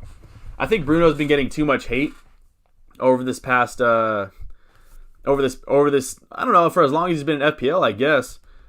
He again, I think he is hated on a little too much. I still think Bruno is a great player. He provides a lot for that United attack. I know he gets a lot of penalties, and that's probably why a lot of people hate him, is because he's consistently scoring pens, which I think, and again, United is hated a lot, but go into his game week history now.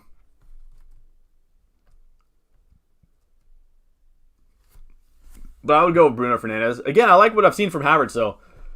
From what I've seen for Havertz these first few game weeks, I've been very impressed. Oh, camera went off. Jim Carrey. Okay, so he was Riddler. I was just making sure. Jim Carrey was Riddler. Jim Carrey did a great job, man. Jim Carrey was one of my favorite comedians growing up. I mean, he was probably a top 4 comedian for me before as a youngin. I love The Mask, man. The Mask was one of my favorite movies. I remember watching that as a child, and I remember my best friend's mom wasn't allowing us to watch Ace Ventura, but my best friend's dad bought Ace Ventura, so that she didn't know about it. So every time we would go over, as a sleepover kind of a thing, we'd watch Ace Ventura and just turn it on quiet so his mom would figure it out. And then, dude, those movies are so funny as a kid, man. I need to rewatch them. But yeah, I was a big Jim Carrey fan myself. Top 4 comedian as a youngin, no question. I don't know. I feel like I'm too on the spot to come up with my top comedians on a side note, but Jim Carrey's for sure be up there. He did a great job as Riddler. Shout out The Mask one time. His game week, his season, his ranks. So his first season, he only had 39 points, so he wasn't playing. So his first actual season playing, he ended up 85K. But then the year after, he was at 175, and that 175 makes it look like it's a million because all the other numbers are incredibly small. So yeah, he has an incredible game ranking history. 2,300, 24,000 makes it look like a huge number. He probably finished 24K and was upset with that number. Oh man, incredible. Hey Magnus Carlsen, man, you want to come on the channel? We could talk about FPL. We could talk about Norway, Northern Lights. What are some other things we could talk about? Do you think he likes the Batmans? We can talk about Batman. We can talk about rap. You like rap in Norway? What other things can what other things can I offer to Magnus Carlsen? Do you like Rihanna? Yeah, I like Rihanna. We could talk about Rihanna one time. But man, incredible ranking. And again, this is his squad. Phenomenal. Currently, I have Castagna and Guisa, Mitchell on the bench. Who can I transfer to bench? James and sorry, I need to read that a little slower. So I can. Currently, I have Castagna and Guisa and Mitchell on the bench. Who can I transfer to bench? James. I mean, Mitchell's probably in danger of losing a spot to Van Aanholt, but he could, from what I'm hearing, he could also stay left back and maybe Van Aanholt plays mid. But I don't see that per se. So maybe Mitchell, you might switch him out to Kilman, but Kilman's not guaranteed to start. Maybe Anguissa. I would, if anything, I would just play Castagna. I would just play Castagna, bench James, and I still think Castagna has a good option to get an attacking return. Any given game week, he gets really high up the pitch. Personally, I'd probably roll a transfer or use a transfer somewhere else. But I would need to know more of your squad. Yeah, his history is incredible. I didn't miss any comments, did I? Cool, I didn't miss any comments. I went on a date with Alex Morgan once. Oh, wait, sorry, that was a dream. Yeah. I've been on many dates with Alex Morgan in my mind. In my mind, I go back to the time I was 14 years old and we're playing on the same club team, and I go back in time, like Back to the Future 3. I find Alex Morgan. I talk to her. Everything goes well. We play some soccer. Then I call her on our flip phones that we have. I say, hey, do you want to train? And it's me and my buddies are training. You want to come train with us? We train together. Everything's going great. I see how incredible she is. I talk to her a little bit more. I invite her to maybe my prom, just as a friend. We're still friends, playing some soccer. I know that she goes to, like, I think she went to Rancho Cucamonga? No. Anyway, she goes to that high school. I go watch a couple of her soccer games. She watches a couple of mine. I think it's going well. And then at one of her soccer games, then she's like, hey, do you want to go grab a bite to eat? Then it's me and her one-on-one. We go to In-N-Out. Things are great, man. And, yeah, I'm back to reality. Let's talk about FPL. But in my head, that's how things go back in the day. And here I am, kind of like a Julie Ertz and Zach Ertz kind of a thing. I go to a World Cup game. She has a gold medal. She wins the World Cup. I'm celebrating. I'm bringing out the champagne for everybody. And then I wake up. Let's see. Congrats on reaching 500 subs. Hey, I appreciate that, man.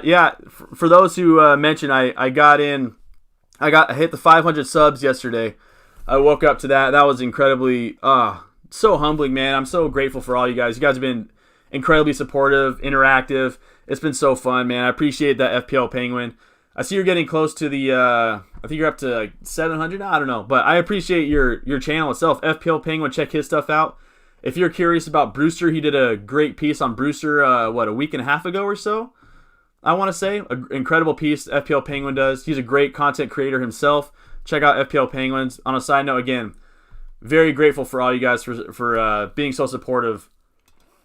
And hitting 500 subs is incredibly humbling, and I'm incredibly honored. But again, check out FPL Penguin stuff. Great content he provides. Let's see. Sell one of your midfielders and get Mopay up. I'm still blown away by the 500 subs thing. Let's see. Sell one of your midfielders and get Mopay up front for his fixture against West Brom. I know. I need to. I feel like I've talked about this a little bit. I really want to get Mopay in, really, really bad. My only problem though is that if I bring him in, I'm gonna want him out in 2 game weeks for when Antonio's fixtures get really good, and that will waste 1 transfer. And I still have a question mark on Robertson, how good that he's going to be with Van Dijk out. Son and Harry Kane's fixtures get really poor in game week 9, so that's a transfer I would look at. Chilwell, I mean, I would like to see what Alex Telles does. If Alex Telles balls out, I could switch out Chilwell for Telles. So there's still a few players that I'm concerning, or the Spurs players in general, I'm worried about come game week 8. And I'm definitely looking at bringing out Son in game week 9 for Bruno Fernandes, or bringing in Alex Telles considering how he looks. So those are already a couple transfers I'm already planning on taking. So it's hard for me to kind of go at Mopay now, knowing I'm going to want him out in 2 weeks. But if anything, I could drop Chilwell to Reguilon. I could drop Lamptey to Taylor for Burnley, and I could drop Stroik out for like Branthwaite. It's 3.9, and that could afford me to bring in Mopay. But even then, I like Grealish. I don't want to get rid of Grealish. I could bring in Ross Barkley for Grealish, and it would save me a lot of money. But that's the thing is I'm 100% set on my midfield. I think it is a phenomenal midfield for the price range I'm allotted. The only thing I could do is I could bring in, like, if I brought in, I don't want Pulisic just yet, but I still like Antonio a lot. Or Calvert-Lewin, I don't think goes anywhere. Kane goes nowhere. So those 6 aren't going anywhere. Then Lamptey's not going anywhere. Martinez, Kilman. So really, it's just going to come down to, could I drop Robertson to Sice? Could I drop Chilwell down to Reguilon or Telles to afford me to bring in Mopay? But I'm almost set on the squad right now. But again, Mopay against West Brom is something that dreams are made of, man. Or I'm salivating at that thought. Nope, don't want to transfer any. Sana says, I hope I said your name right. Sana, 2 A's. I hope I said it right. Nope, don't want to transfer any other players. I have a strong squad. She has Martinez, Robertson, Seiss, Ming, Salah, Sun. Yeah, if I were you, I would just hold that transfer. I would bank it. Roll for next week. You have 2 free transfers. Play Castagna off the bench for James Rodriguez. And then you could kind of figure out what to do next that week. And 2 free transfers is, it's such a luxury to have. But I would hold on to that transfer. I like your team a lot. Yeah, Dan Clark agrees. I would hold my transfer. Having 2 free transfers next week is going to be huge. I think even come game week 8, there's a lot of teams, their fixture swap. So like Spurs gets incredibly tough at that point. West Ham's gets really favorable at that point. Everton's gets tough in like game week 10 or so. United gets really easy, not really easy, but becomes good in game week 9. So holding those 2 free transfers for the future is something that I'm definitely trying to do myself. Have you heard of, my screen's cracked in the middle. Have I heard of Katie Malua? I haven't heard her top 10 albums in the UK, but knowing this, yeah, the USA have a problem with bringing in with listening to UK singers, artists. I've never heard of her ever. I'll look her up after this. She has top 10. Is that 10 top or 2 top 10 albums? 2 top 10 albums. I'll look her up, man. When I was living in the UK, there were some great artists there that I was shocked weren't bigger in America. Like camera off. Like strictly speaking, as a rap head, Tiny Tempa, I thought his album was really good. I mean, I'm not gonna say it was like Illmatic level, but Tiny Tempa was a good rapper for the UK. In the UK, I think he was in. Is he in Wellington? Is that where he's from? Anyway, he was a good rapper, and I hit up my buddies talking about Tiny Tempa, and none of them have heard of him, and so I'm kind of blown away with the fact that UK artists don't necessarily make it here unless they're, of course, like Adele or Jessie J. I think that's real, and rock bands, of course, because rock bands, UK has the best rock bands. But I'll look her up after this. I'll screenshot it right now so I don't forget.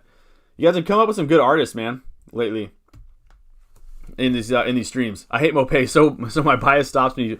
Yeah, I had the same problem with Mopay. My bias stopped me from bringing him in too. Same thing with me with DCL last season. I didn't necessarily like his game, but this season I think he's taken a huge leap. But yeah, Mopay, it's tough to watch. He had 6 shots last week. He turned down an incredible option at goal, and so.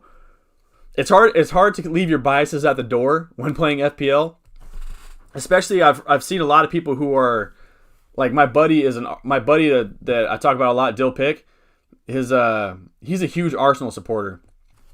So he never brings in players who face Arsenal or like I bet right now if I looked at a squad, he doesn't have Harry Kane or Son in his squad strictly because they're Tottenham and he can't cheer for Tottenham. So it's stuff like that I feel like biases kind of get in the way sometimes. But that bias right there is probably an eye test bias. And if he doesn't pass the eye test for you, don't bring him in. You know? Eye test over everything. Let the rest fall into place. Against my squad. I missed controller player. I forgot what you said earlier. So one of your midfielders played him up front. I know you said that. Then you said against my squad. Are you a West Brom fan? Controller, are you a West Brom fan? If you are, I love your jerseys on a side note. You guys have the best uniforms in the Prem. Let me think on that.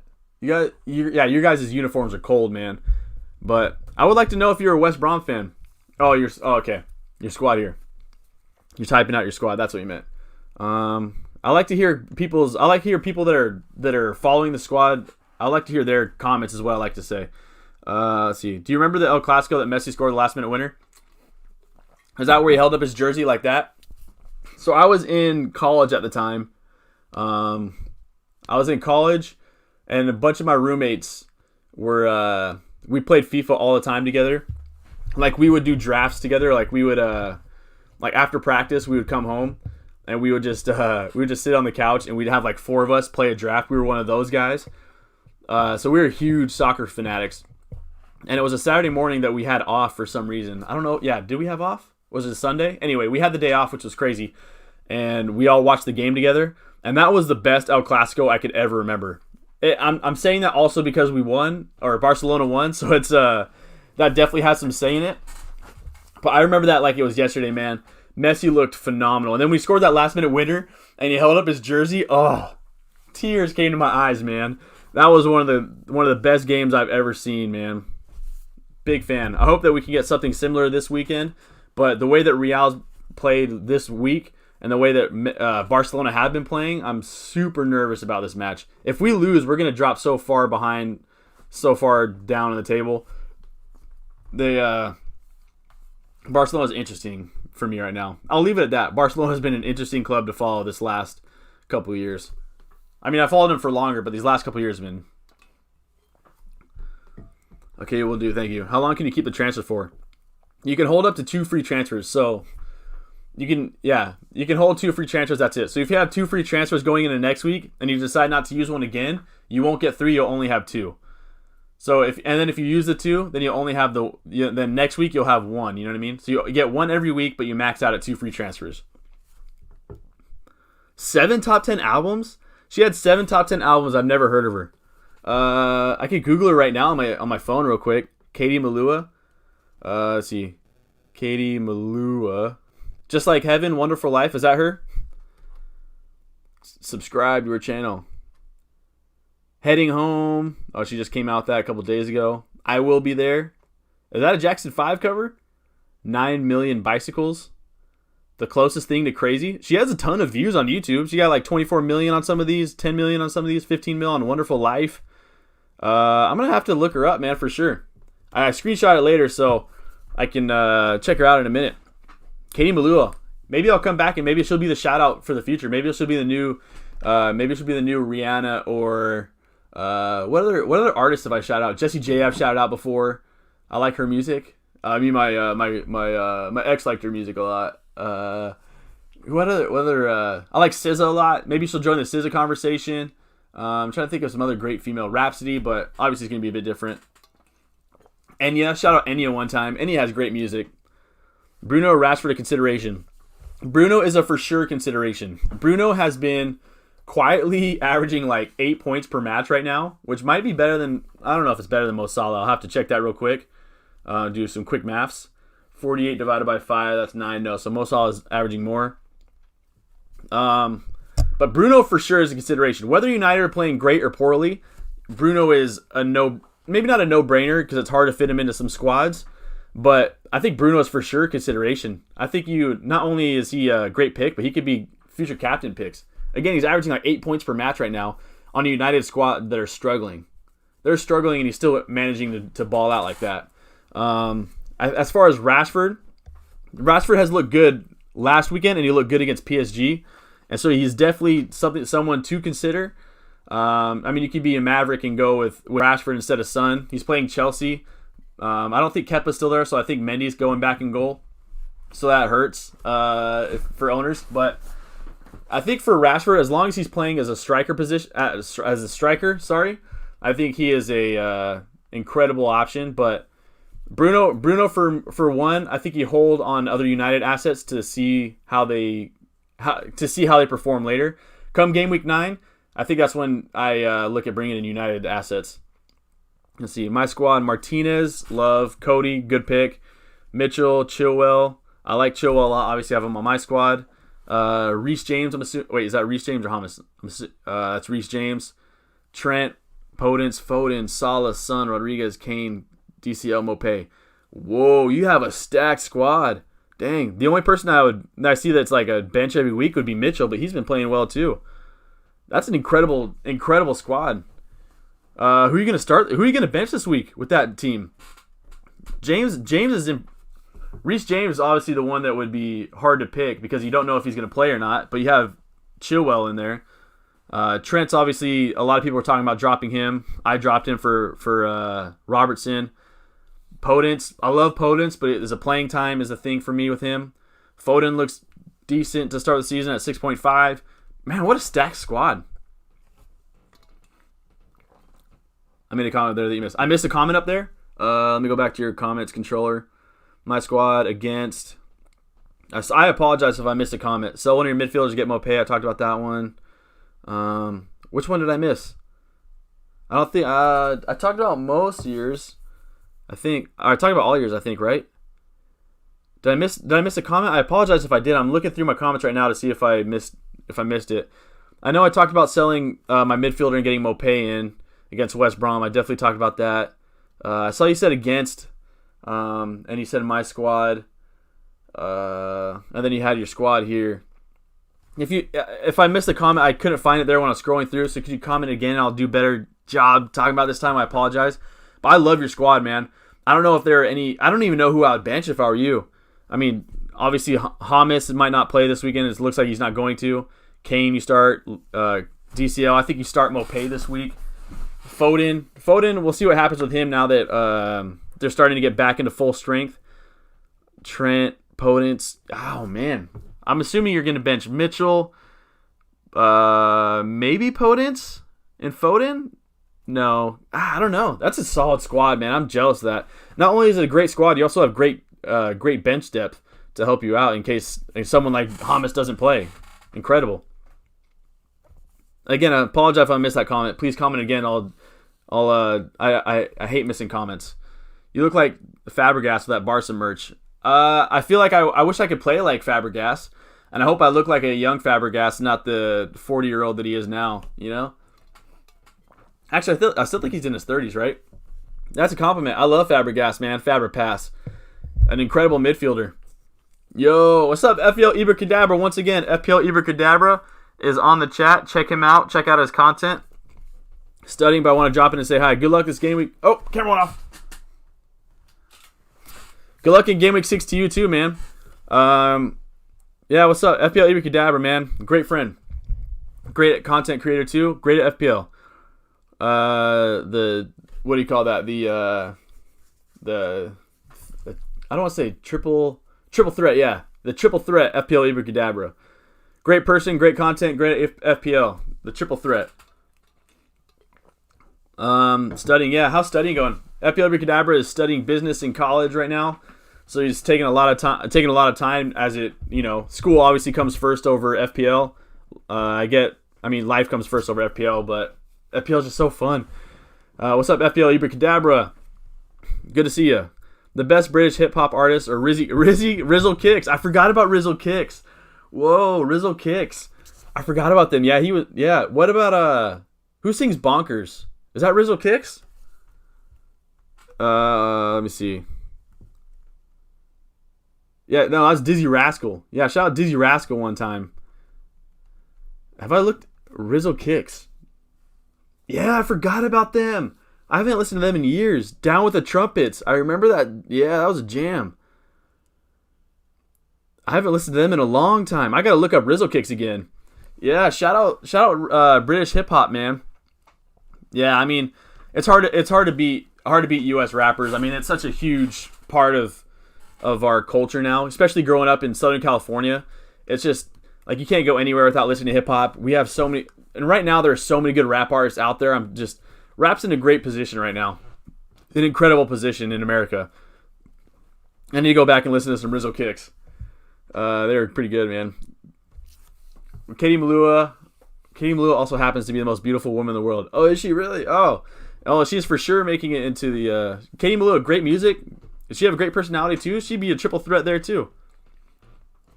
Katie Malua, I gotta look her up now for show. 7 top 10 albums.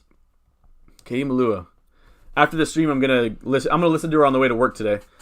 Is Thomas Mueller the most underrated player? It's hard for me to say off the top of my head who the most underrated player is, but I think he is. I mean, he's got to be in that conversation at most underrated. It's almost because he doesn't really fit a position, if you know what I mean. Like he's not really a striker, but he's not really a center mid. He's not really a cam. He's not a winger.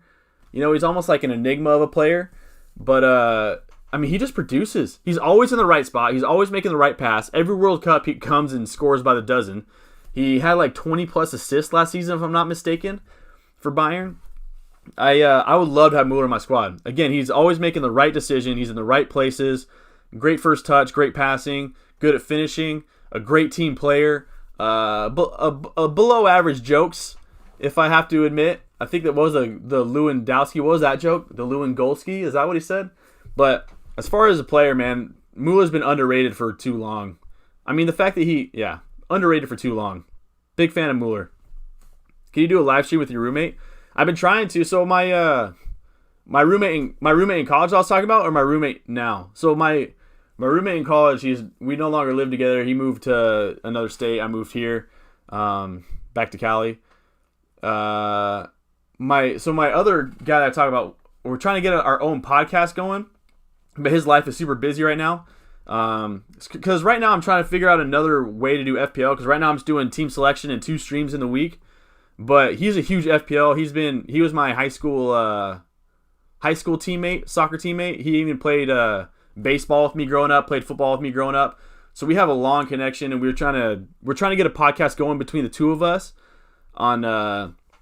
So like right now, that's our plan. If life doesn't go wild, I'm trying to get him onto the stream here, so you guys can get introduced to him first, and kind of see the chemistry live on stream before we do a podcast. That's the goal.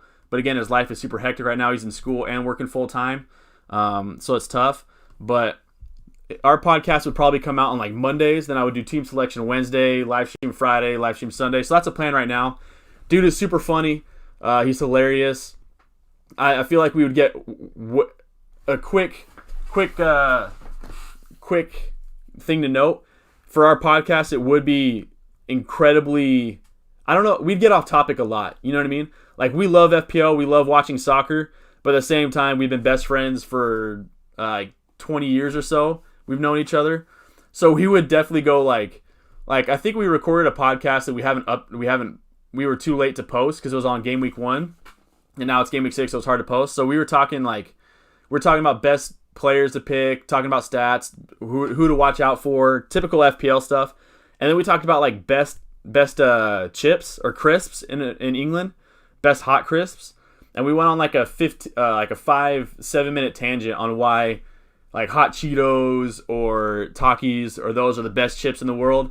And then he brought out a hot sauce that he had that was like 1,000,000 Scoville, and he put some on a chip for me, and then I ate it live on camera, and we continued the podcast for like 5 minutes, then we ended it. So if we do have a podcast, it will be FPL centered, but it will definitely get off topic at times. I definitely want to get him on a stream so you guys can get acquainted with him. Let's see. But it would be fun, man. I really want to do it. No, he can't because I'm his roommate. Are you my roommate? Dylan? Is this Dylan for real? Oh, no. Actually, Dylan would be the editor. Dion's the... I feel like I'm getting punked right now. Is this really my homie right now? Controller player 87. I feel like it might be a homie right now. Let's see. You don't want to collab? What the heck, man? Oh. See, that's why, man. No one wants to collab with me. I had FPL Ibra who did a great collab with me. It was incredible talking with him. I probably should have kept it. We talked for like an hour, and it was such good stuff for an hour that I had to cut it down to like 13 minutes for a team selection video. And I almost wish I would have kept it an hour and just made it like a podcast kind of a thing. Because, I mean, Ibra was dropping dimes out there, man. Dropping nuggets. I'm going to bench. You don't want to collab, man. I'm a little upset, dude. No, if you want to collab, dude, it only costs you $100 a minute. No, I'm just kidding. I just love collabs. They're just fun to me. Let's see. I'm gonna bench Kane, DCL, Son, and Salah. Oh, okay, yeah, cool. I would do the same. I wouldn't. Yeah, I feel like a lot of people are captaining Kane this weekend, and personally, I feel like he is a must avoid, and I would bench him for sure too, 100%. Let's see. Thanks, Jim. How's the wild card coming along? Yeah, so right now, Ibra, this is my wild card at the moment. I'm decently set on it. I feel like this is where I'm gonna go for most likely. I brought in Robertson, Chilwell, Lamp. I mean, I'm almost got a whole new squad. I made 1, 2, 3, 4, 5, 6, 7, 8, 9, 10, 11. I made 12 changes on my wild card. 12 transfers I made. That is wild. Jeez. Yeah, so I brought in, that's how much my team needed help.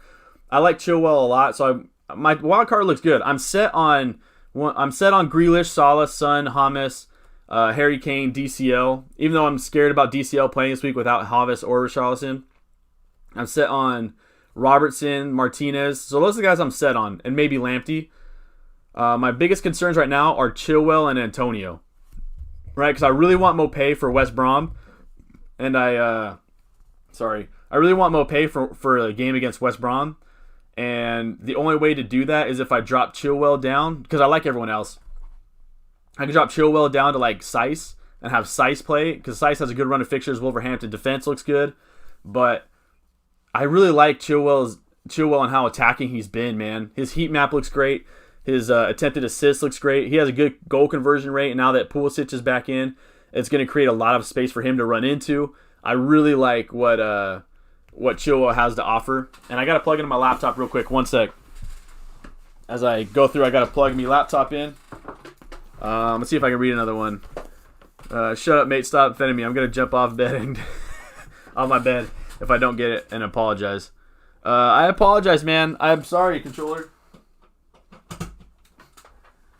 I apologize for everything. I apologize for everything, and I'll continually try to become a better person. I'm sorry. Go Arsenal. I'm not an Arsenal fan, but I'm assuming is this Dylan? Is this really Dylan? If it's Dylan, man, that'd be hilarious. Now you made me think that it's really my buddy's YouTube channel. Anyway, I'd say Mueller is.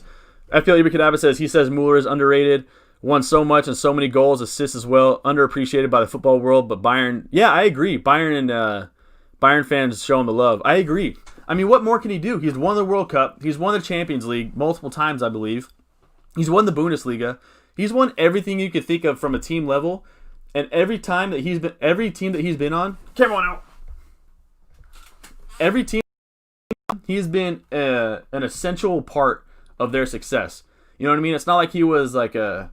No disrespect to anyone coming off the bench, because everyone on the team has a part to play. You know what I mean? If you're a guy who's a practice squad player and you're putting in work to get your team better, you're incredibly important to your squad. But my point is, Mueller was one of the most important players on that Germany squad, one of the most important players on the Bayern squad that just won. And the fact that he doesn't get respect from the footballing world is a bit disrespectful to how great he's been. But you're right. Everyone who watches Germany, everyone who's a Bayern fan, they love the guy. They know how important he is to their success, man. Yeah, FPL Ibrakadabra is definitely a legend. FPL Ibrakadabra is definitely a legend.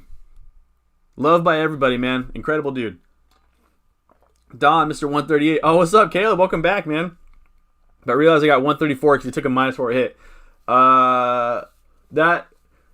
Okay, so I feel like that was a huge flex right there. Saying you got 138 points last week, but forgot you took a -4, so it's 134.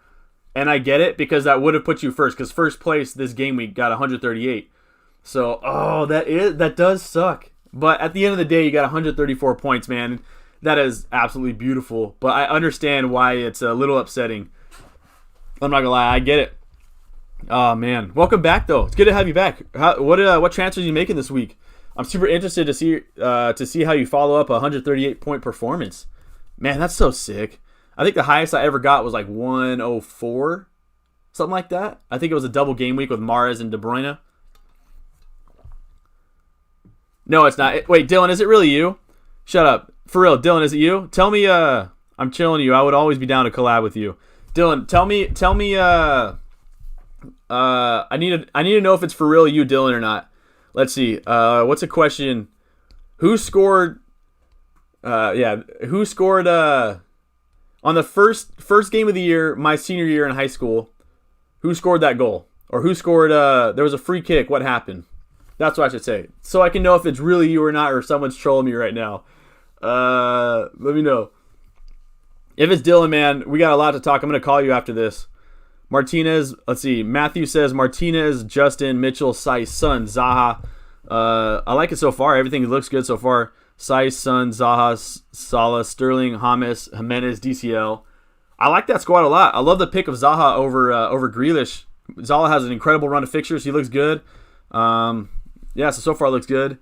So you're gonna bench Brewster. Yeah, bench. Is that James? No, Reece James. You're benching Reece James and Taylor. Benching Taylor is a good option. You have a strong bench too, man. Reece James. I If I were you, I might throw Reece James at bench number 1 instead of Brewster. I don't know if that was just typing, but Reece James, man, your team is solid and you have a great bench.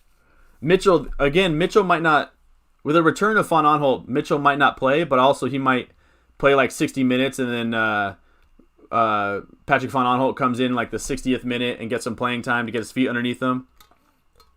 So it could be a great pick. I like that squad a lot. I didn't read the rest of it though.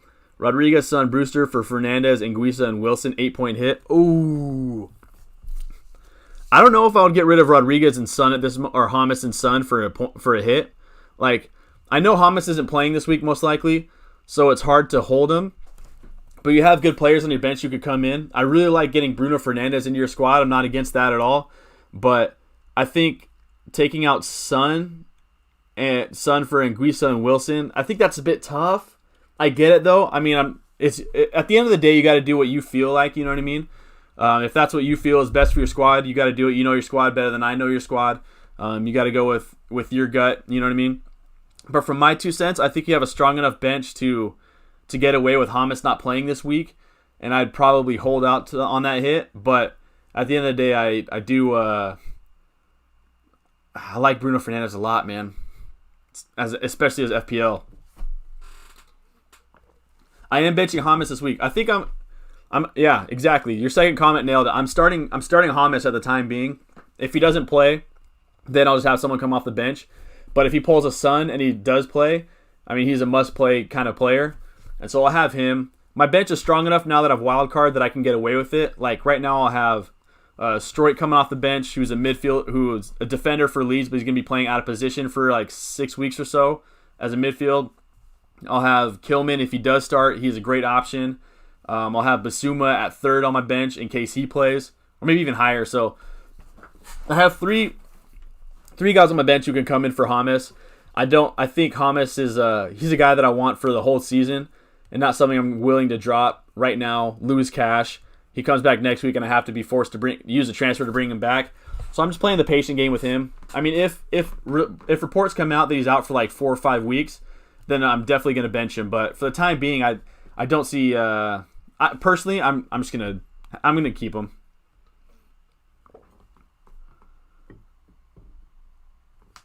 Wait, let's see. Where am I at in comments? Oh wait, hold on. I'm starting a YouTube channel. My first video is gonna be how long it takes you to notice me. Well, are you screen grabbing this? Should I dance for your video or something? I don't know. I feel like that's hilarious. I'm honored to be your first YouTube channel or your first video on your new channel. How long did it take? Are you just filming me? That'd be hilarious. Just cut up how you've been trolling me this whole time. Oh, that'd be great. This is why you're the man. Hold on. You have more comments later, but I want to see if it's for real you. Grealish in, Foden out for me. I think that's a good call. I still like Foden a lot, but I think Grealish at 7 mil, now that he has players around that can score. He has the 4th most shot created actions per 90 minutes in the league, only behind Salah, Mane, and Harry Kane. Incredible company to be in. He looks phenomenal. He has a good run of fixtures. I mean, Foden's good too, but is Foden going to play every week? Grealish will. Grealish, I don't know if he'll be on pens, but you never know, man. He's getting, big fan. I'm a big fan of Grealish. Let's see. You're not Captain Salah or Kane. Personally, Salah for me. Yeah, Caleb, I'm doing the same. A lot of people. I don't know if D Production is still here, but they were talking about how Kane is essentially evolved in everything that Tottenham do right now, and Salah is. You never know. It could be Salah or Mane. Harry Kane is getting off a ton of shots, a ton of attempted assists, so it's almost super likely that he will get an attacking return versus Burnley. But for me, I just love Salah versus Sheffield at home. Salah is getting a ton of shots off himself. He's getting a ton of opportunities. So for me, I think Salah is probably the place I'm going to go. But you can make a strong argument for Kane. And I'm not going to lie, personally, I've been doing too much research on my my wild card and who to pick for my spots. Because I was already set on Son, Kane. Like decent amount of these guys are already set in stone when I decided to wild card. but trying to figure out those last few have taken up so much of my time. I haven't had enough time to pick out my captain and research who I'm going to captain. So I'm kind of just going off of what I saw along the lines of me looking for wildcard spots. So I haven't done enough research is what I'm trying to say. And but I'm personally going with Salah. I'm not trolling you, it's me. I'm filming a YouTube video, making a YouTube channel. I'll text you. You still haven't texted me yet, bro. My phone is really laggy, so call me instead. Can you dance? You didn't answer my question. If this really is Dylan, what happened on the first free kick, your freshman year, my senior year, the first free kick of the season, what happened? If you're really Dylan, you know exactly what happened. And if not, then I still would like this video if you still are trolling me and you're not Dylan, because that would be absolutely hilarious. But yeah, let me know what happened to make sure that it is Dill Pick. If that's the case, everyone can meet Dill Pick real quick. Man, I got bars. No other way around. Oh, wait. Matthew, where'd he go? Other way around. Okay. Sorry. Going back to your squad. Oh, so you're bringing in Hamas, Son, and Brewster. Oh, okay. The only problem is Hamas is hurt, so he's probably not going to play this weekend. He obviously could. So you'd be bringing in someone on a hit who's not going to be playing. So that's tough to do, but at the same time, you'd be getting it done and getting it over with for the future. Personally, I'd probably... Oh, that's tough. I mean, I'm a big fan of bringing in Son. I might... That's tough. I might hold off. That 8-point hit is hard for Hamas, who's not going to be playing. I think either way, I think you're good. I mean, I like bringing in Son a lot. Son has 3 great fixtures in a row, and then come game week 9, he can switch out Son back to Bruno. Because I think, look at Son's next few matches. He's got Burnley this week, 50% selection. That's wild. Then he's got Brighton the week after, and West Brom. West Brom is just something that dreams are made of. Camera went out. Someone's got to make a video of me just consistently saying camera went out and just loop it over and over. Let's see. Sorry, I was reading forward. Yeah, I mean, that's a tough one to do, again, just because Hamas isn't playing this weekend most likely, so it's hard to take a -4 for someone who won't be playing. You could take a 1-week gamble on somebody else, like if you want to go like Barkley. I think you had Grealish in your squad already. I don't know, that's tough. I'll let you guys decide. What should he do? He's thinking about taking out Bruno. Where did his comment go? He's taking out Bruno, Anguissa, and Wilson for Hamas, Son, and Brewster. Do you guys think that's a good call? -8 hit. I'll let everyone else continue to talk about it. For anyone on the Hamas dilemma, he will not pull his son. Ancelotti himself has confirmed James will be out and will not play. I guess Ancelotti is a lot different than Jose Mourinho, you know? I mean, I guess a lot of people are different than Jose. But Ancelotti is confirmed, yeah. Even if he doesn't play, I still think he's a hold. I see no problem with keeping Hamas for the long term. I think 1 week out is not that big of a deal. Can you dance to Dance Monkey? Is that from New Girl? I'd have to look it up and play it, man. But I feel like you're trolling me right now. It's a great troll for what it is, because Dylan does watch these videos, and yeah, it's a great. I mean, so it's either hilarious that it's Dylan or hilarious that I'm being trolled. Either way, I think it's great, man. This is great. I love streaming. Might want to switch button to steer. Oh yeah, that's a good call. Might want to switch button to steer just in case Martinez gets injured down the line. That's a good call. I'll probably just do that right now. Someone on Twitter once they came up with this genius. They had this genius idea that they apparently start steer every week. Because if he doesn't play, Martinez comes up off the bench. But if Martinez gets a red card and goes out early, then Steer can come in and potentially save a penalty. Isn't that some crazy like futuristic thinking? You know what I mean? Starting Steer, and if Martinez gets a red card, then Steer comes off the bench and gets you some points and has a potential to block a penalty. That's wild, man. That I don't know. That must have been some Magnus Carlsen type thinking. I might just do that just for the sake of the stream. That'd be pretty funny. Good call. Might also consider Hamas to Zaha. Then next week make a transfer. See, the only thing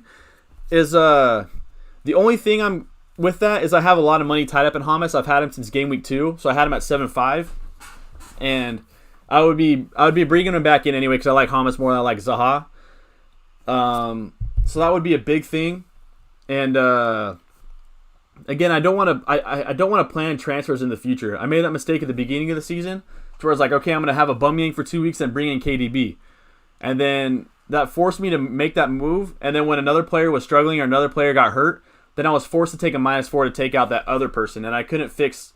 Like, I had Saka and Vinagre for so long because I had so many other problems I had to fix because I had those planned transfers. So that's my thinking right now. So, like, same thing with Antonio and Mopé. Mopé is better this game week, but Antonio is better for the next 8. And so if I can hold Antonio for the future, it will save me a transfer for later, and I can really focus on, let's say, if like when Son was doing great, I couldn't afford to get him in because it would have taken him -12 to do so. If Son isn't looking good, if Son gets hurt, I could swap him out for Pulisic or even Bruno Fernandes. So that's kind of why I'm holding on to James Rodriguez even on a wild card. The free kick was taken, and we scored one of the most iconic moments that happened in school history. It was kind of funny. Okay, so it's definitely not Dylan. If it was Dylan, he would have said exactly what happened, and I will talk about that later in the stream. For those, just to make sure it's not Dylan, I'll give him one last chance. If it isn't him, then I will say what happened on that first free kick, because it is one of the most iconic moments, not in school history, and it is hilarious, but it's only hilarious between me and Dylan. Let's see. Yeah, it's a great effort, controller. You almost had me, man. Why didn't you select Joelinton? I should have. I almost went with it, but I feel like I flipped a coin and it landed on heads, and I designated Antonio as heads, and I went with Antonio, even though tails never fails. I should have gone Joelinton, man. Are you a part-time psychic with that vagueness? Are we talking to me? What was I vague on? I need to go back and be more specific. I did watch. You ever watch the show Psych? The psychic in Psych, his name is Sean. My name's Sean. So by distributive property, that kind of makes me psychic. I hate being vague. If I was vague, I apologize. I like to be 100, not vague. What was that? If I was vague on something, let me know. I'll go back and talk about it again. Good point. Good call. Yeah. Do you have him as well? Okay, a little conversation back and forth. Yeah, it's between Kane, Salah, and Joelinton for captaincy this week. I would go with Joelinton for sure. You know what's crazy?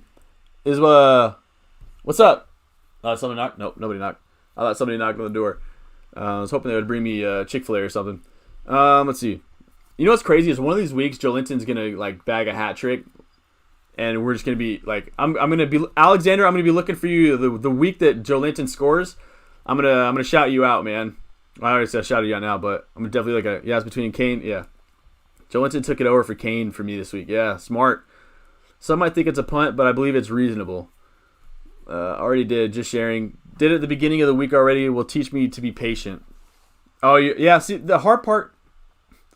I like to be patient when my transfers, and it's super hard to do. But there are times where like if I'm already set on bringing in Harry Kane, I'm not gonna wait till Friday to do it. I'm gonna get it right now. In cases like if its price is gonna go up, I might just do it right away because that's something I've been planning for a few game weeks, and that's it. If he gets hurt, then it happens, and I'll take a -4 to fix it, and it sucks. But I don't know. Being patient is something in FPL that is incredibly hard to do, but incredibly important to your team's success. And I'm super excited to see how it pays off. I'm gonna be paying attention. That does suck that Hamas is out now that you made that -4 hit. I'm gonna be cheering for Brewster and Son for you. Let's see. But you took out Abba and get blank the next few. So I get what you mean. Planning too far in advance is bad, but sometimes it works out. It does work out, and I'm a fan. I see. I agree, Ibra. I'm still trying to figure out how to play FPL. You know, it's still my second year. So I'm still trying to run with strategies. I'm trying to learn from my mistakes and get more better every week. Again, that's Always Sunny in Philadelphia quote. I'm trying to get better each and every week. So I'm trying to. One of my biggest mistakes at the beginning of the season, was I had too many planned transfers. Right. So I had Aubameyang getting to KDB. I had, I think it was Ings going to Martial. What are some other planned transfers I had? I had a planned transfer for like the first 3 or 4 game weeks. And it was something that I was dead set on doing. And so I was just stuck in that same transfer when the week came. And when Vinagre wasn't playing, when Saka wasn't playing, I couldn't do anything about it because I was I wanted KDB too poorly, and Aubameyang didn't look good.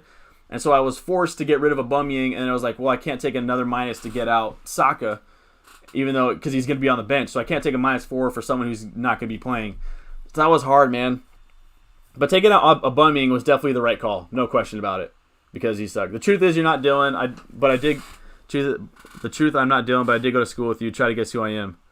Uh-oh. Did you really go to school with me? I'm going to look at your channel right now. Can I go to your channel? I don't know how to go to your channel right now. Controller player 87. How'd you... Shout out Cypress Centurions one time. Oh, Vago's at controller's attempt to describe the free kick. Yeah. I don't know if you really went to high school with me. I feel like you're just playing me now. Controller player 87. I'm going to... let me Google you real quick to see who he really is. Let me throw you up on YouTube. Controller player 87. Whoop, whoop. Let's see. I don't see your channel. I can't click on your channel right now through my phone. Sort by. I need to go to people. How do I go to people? Man, you trolling me right now, innit? Dang. Let me put the space here. Sorry, a little bit of dead air. So, essentially, what happened was, yeah, I can't find you. I'll look you up on YouTube afterwards and see if you're playing me again. But so what happened on a side note was my free kick, my senior year in high school. I was trying to get. I was having it. Well, actually, it was the first game of the season. I had really big plans for. My camera's about to go off in a few seconds. Yep. I had really big intentions on how my senior season was going to be. And the first game of the season, there was a free kick lined up like 23 yards out. And I took it with my left foot, and it hit the crossbar. It bounced down. And in my opinion, it bounced down behind the line, and it was a goal. If VAR was there, it was a goal, period. But one of my best friend's little brothers, I'm not even going to call him my friend right now because I was so mad at him. Anyway, potential editor for the future. He ran in when that happened as a freshman. He's like 4'5" at the time. I hit the crossbar, bounced in. The dude ran in and just kicked it to the back of the net. You know how like some players just do that just to celebrate the goal? He goes and kicks it in. The ref then awards him the goal, takes away from my goal. And at the end of the season, and I was super upset because I was going to be my first goal of the season. And at the end of the year, I missed out on my my goal total by 1. So essentially, if he doesn't tap that in, I hit my ultimate mark of what I was trying to hit, and he took it away, and he'll never stop talking about it to this day. And that's how I know if it was Dylan, he would have said that, because he stole my goal. In my opinion, he stole my goal. In his opinion, the ball didn't cross the line yet, and he was able to get his first goal as a freshman in high school, which is awesome. I mean, a lot of people aren't even on varsity their freshman year. He was on it, so that was dope, man. But yeah, that's how I know it was Dill Pick. If he was on the stream and we could talk about it, it would be a good conversation as we consistently fight about it to this day. Let's see. Yeah. Triple captaining Joe Linton this week, so when you see me as a highest scorer, make sure you give me a shout out. Yeah, it's going to be one of those weeks, huh, where all the big names blank and the Joe Linton score and the who else is a random player? Saka gets a hat trick. Podence scores 2. It's gonna be one of those years, huh? If Joe Linton scores, the first thing I'm gonna do is tag you in one of these videos and say congratulations on Joe Linton, your favorite player.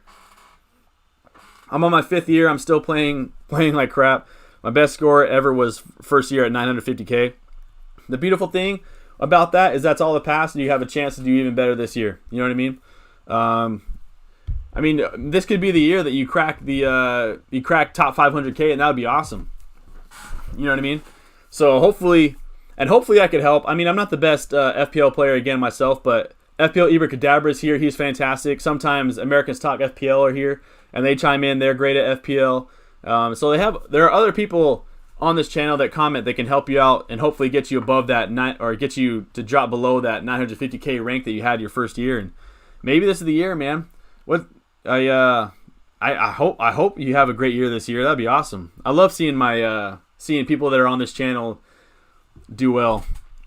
I think it's beautiful. What time is it? 12:45. I got a little bit of left time. If you have any more questions, I got to the end of the comment section. Any more questions you want to talk about? Any random things you want to talk about? I got like 15 more minutes left in me that I can chat before I got to go to work. But if I want to go back to my wildcard squad real quick, again, this is what it's looking like. I could go the players that I'm really looking at that are high on my watch list for the future. I really like Reguilon.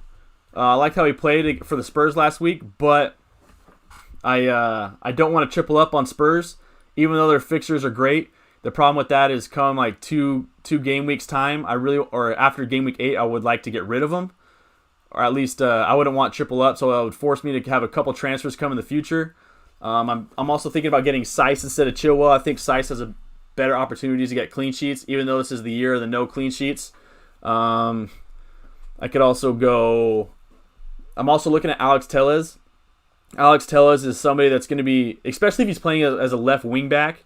I don't think that's the case from what I was talking to, but he gets so high up the pitch, and they have so many great attackers. United do that if he continually crosses at the same or somewhere near the same amount that he did at Porto, I think Alex Telles could be an incredible pick at 5.5. That defense was decent at the end of last season, so I think that Telles at 5.5 could be a great pick, but it's not somebody I'm going to put in my squad now. Even though I did in my team selection video, I could put Telles there and have Telles come game week 9 when their fixtures get really good. So those are the few guys I'm really looking at. Castagna is good, but as long as Vardy's out, I don't want Castagna in. So that's kind of why I went Chilwell. I really liked how he performed. That Chelsea attack is very dangerous now that they have Ziyech, Pulisic, Werner, and of course Mason Mount. But their schedule is good going forward. It's not the best. Obviously, you see a ton of gray and red there. But I like Burnley, Sheffield. I like those two. Burnley, Sheffield, and Newcastle for those 3 game weeks are great. And if he's not playing well, I could easily switch to Telles if he is playing well, or Reguilon. Like I said, Tottenham, Leeds. So, I mean, it's a decent run of fixtures. Not the best. So I could switch out him. But again, the only thing that makes me not want to go Seiss was how well Kilman performed. Kilman was a man of the match his first game that he started, and he just signed a new contract, so they obviously like him a lot. I know a lot of people are saying Marsal is going to get that spot, but Marsal is new to the squad too, so he might not even get playing time. It's going to be up to those two to fight it out, I guess. And again, if I brought in Seiss, he'd be gone in game week 10 because the schedule gets way too tough. So it's another player that I would have to transfer out soon. So I'm trying to think long term for this wild card. So that's where I'm going with. And as far as Antonio, so Dan Clark just said Cresswell's stats good. Cresswell's stats are great. I'll go to him right now. I brought in Antonio because I think there's so many players around him that can create for him, and he is a great finisher. Even with how hard of a schedule they've been, I think Cresswell, if we look at him, Cresswell, he's averaging over his last 3 games, 8-10. He's averaging over 3 attempted assists per game as a defender. 3 attempted assists. To put that into perspective, Robertson is averaging a little less than 3 himself. Again, I'm not trying to compare him and say that he's better than Robertson. I'm just trying to simply state that's how creative he's been. If I go here, I'm going to go to FBref again to get some more stats on Cresswell. I think he's a great pick. Let's see, where'd he go? The only worry I have with him right now is he has City next, Liverpool after that. But in Liverpool, so those are 2 fixtures he's going to probably give up a lot of goals, most likely. After that, he's got Fulham, Sheffield, Villa. Villa's good. United. But even farther than that, he has a good run of fixtures. I'll bring it up right now. I know I'm toggling through things real quick. But that's Cresswell's fixtures for the next till game week 20. Incredible fixtures for him. $5 million, he's a little higher than I would necessarily want. But if we go to shot creation per 90, something I'm looking into heavily these last couple game weeks, he creates almost as much chances as Kai Havertz does. I don't know if you guys can see that. I don't know if you guys can see that. But as far as shot creation actions per 90, he's just above Richarlison. He's right below Kai Havertz, St. Maximin, Rashford, Firmino. He's actually a decent amount below Mahrez. But, I mean, look at that. He creates more than Reece James, Phil Foden. So, 24th place, Aaron Crespo is. He creates a lot of opportunities, and that's against a really tough run of fixtures. Going through a lot here. Sorry. I know the screen's be bugging right now. But Crespo looks good, man. The only problem is these next couple matches. And again, $5 million for a West Ham defender might be a bit tough, but he creates a lot. No worries, FPL Ibracadabra. I'll always give you a shout out every time I see you. Every time I see you comment, and even if you don't, I think you have a great comment. And it's a travesty that you've only had you have 110 subscribers right now, 108, something like that. Last time I checked, it's a travesty that you're that low. You have great content. It's your videos are something that I struggle doing and making it short and precise, and so you know exactly what you're getting, exactly the transfer you're going to make. No ifs, ands, and buts about it. Make great content. FPL Ibracadabra. It's a shame you only have 100 subscribers. You deserve way more, and that's why I'll consistently shout you out. Same thing with American Stock FPL. Same thing with FPL graduates. Going to American Stock FPL real quick. Same thing as FPL Ibracadabra. I watched their video last night.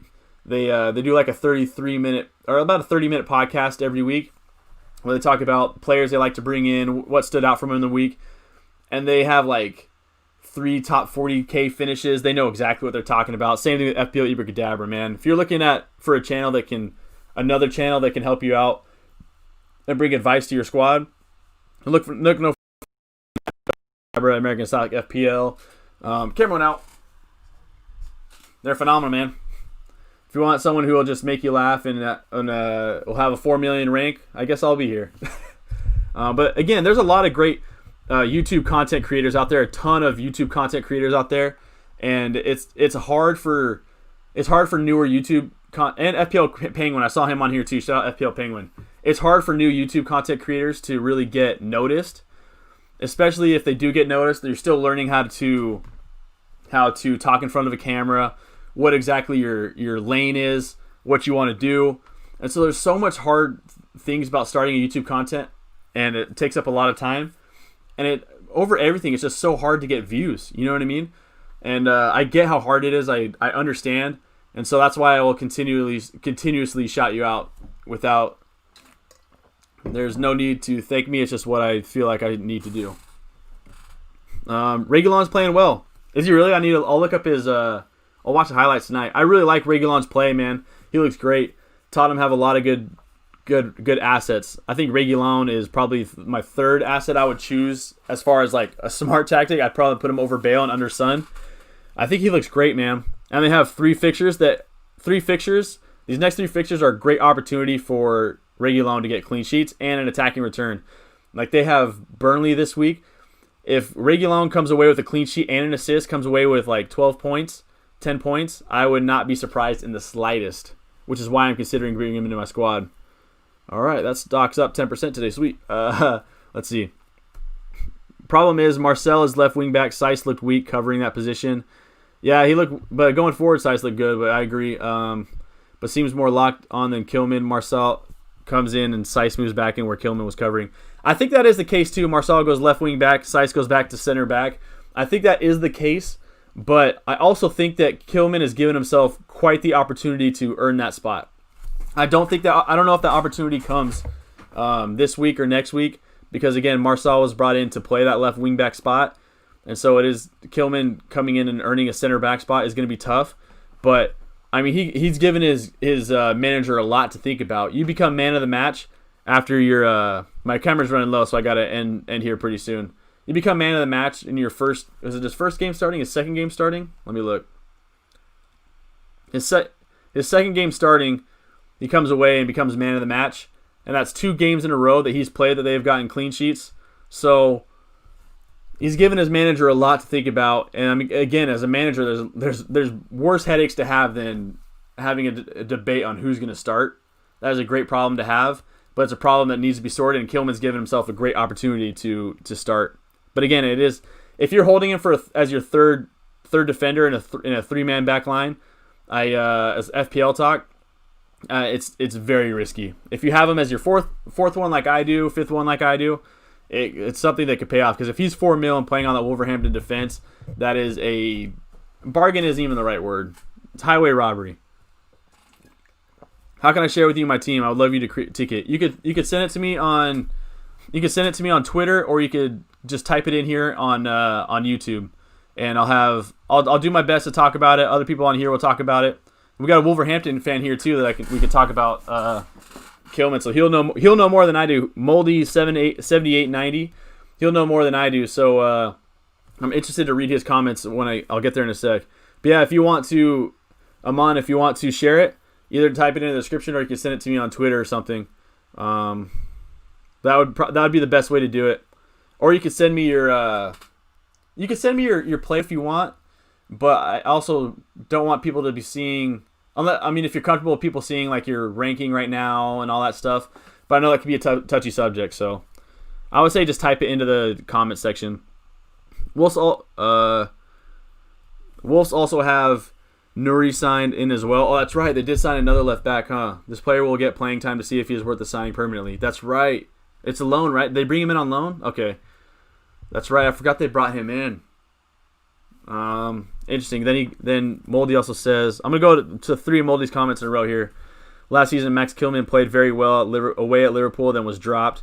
Nuno trusts Seiss much more. I mean, I'm taking your word, man. I mean, you're a Wolverhampton fan, so you'll know a lot more than I do. And I saw that he was played last season, but so if Seiss is proven. I think Nori will play left wing back over Marcel. Do you think Nori will play? Is it Nori? Am I saying his name right? I hate when I butcher people's names. Do you think he'll play right away, or do you think it's somebody that like is a one-time thing? I honestly don't know anything about him other than the fact that Wolves brought him in to play that spot. If that's true, then Kilman's just going to be another guy who doesn't get playing time and had a great 2 weeks and then sees the bench for a long time. That hurts as a fan. Let's see. Where am I at? In the new entries of your league, don't forget your Salah. I could look that up right now if you don't mind.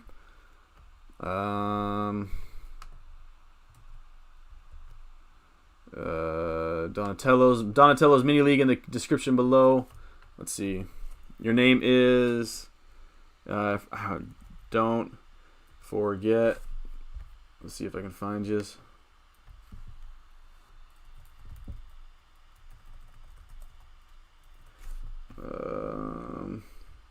Oh, that's right. You just joined, huh?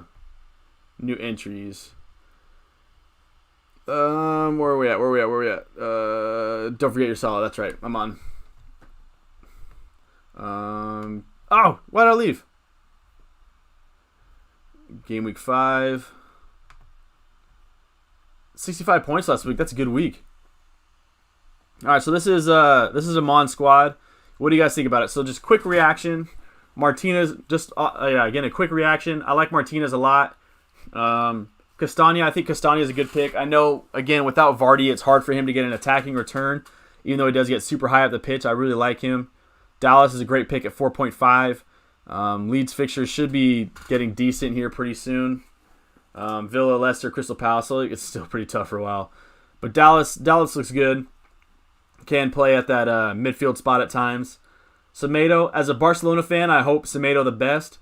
I don't know if you have him. So, I like him. Wolves defensive these next couple. I guess Moldy can talk about him now that he's a Wolverhampton guy. But at Barcelona, his style of play didn't fit with La Liga. Semedo's really, really quick, strong, good on the ball, but not the best at delivering that final pass, like that cross or that final pass in the box. Great touch, great skill moves, but he can have moments where he makes great runs as well. But I'm still interested to see what he provides in terms of FPL other than being on a good Wolverhampton squad. Chilwell I like a lot. He's obviously in my squad, so I like him. Love Salah, Grealish. Zaha is a good pick. He's on penalties. Has a great run of fixtures here coming up. Zaha could be a bit frustrating as a FPL owner. That's one of the biggest concerns with me with Zaha. Is there's going to be like 3 weeks in a row where Zaha doesn't do much, and you're going to be frustrated. Then he puts up a 9-point performance, and all is forgiven, and everyone's thinking about getting him back. Great with the ball at his feet. James, obviously great. DCL, Jimenez for me is a bit tough because Wolverhampton haven't been great going forward to start the season. So that's my biggest concern. But Jimenez is clinical, man. I mean, he gets the ball at his feet. There's a good opportunity he's going to score.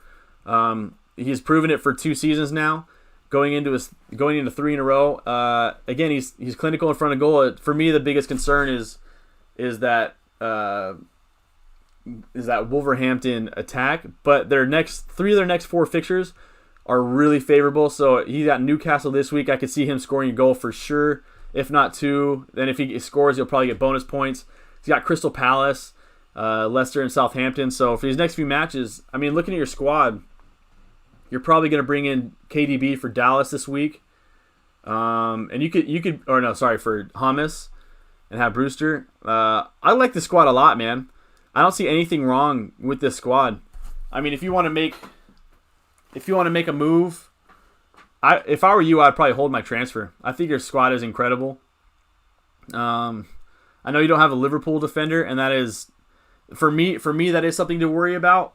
But losing a Liverpool defender, that's allowed you to bring in Castagna and Chilwell instead of like Walker Peters and Robertson, same price. In fact, they'd probably be less, because that would be like 11-6, and those 2 are 10. So yeah, it's offered you more potential. So I'm not against it. I think your squad is very balanced and incredible. I really like it going forward, personally. But the only thing I am concerned about is Semedo, because again, as a Barcelona fan, him going forward, he was forward consistent. I know a lot of people on Twitter were saying that Semedo didn't get forward at Barcelona. That is not the case. Camera went out again, and I don't know if it's coming back on. It might not come back on. Let me switch back to my webcam. I gotta switch to my webcam real quick.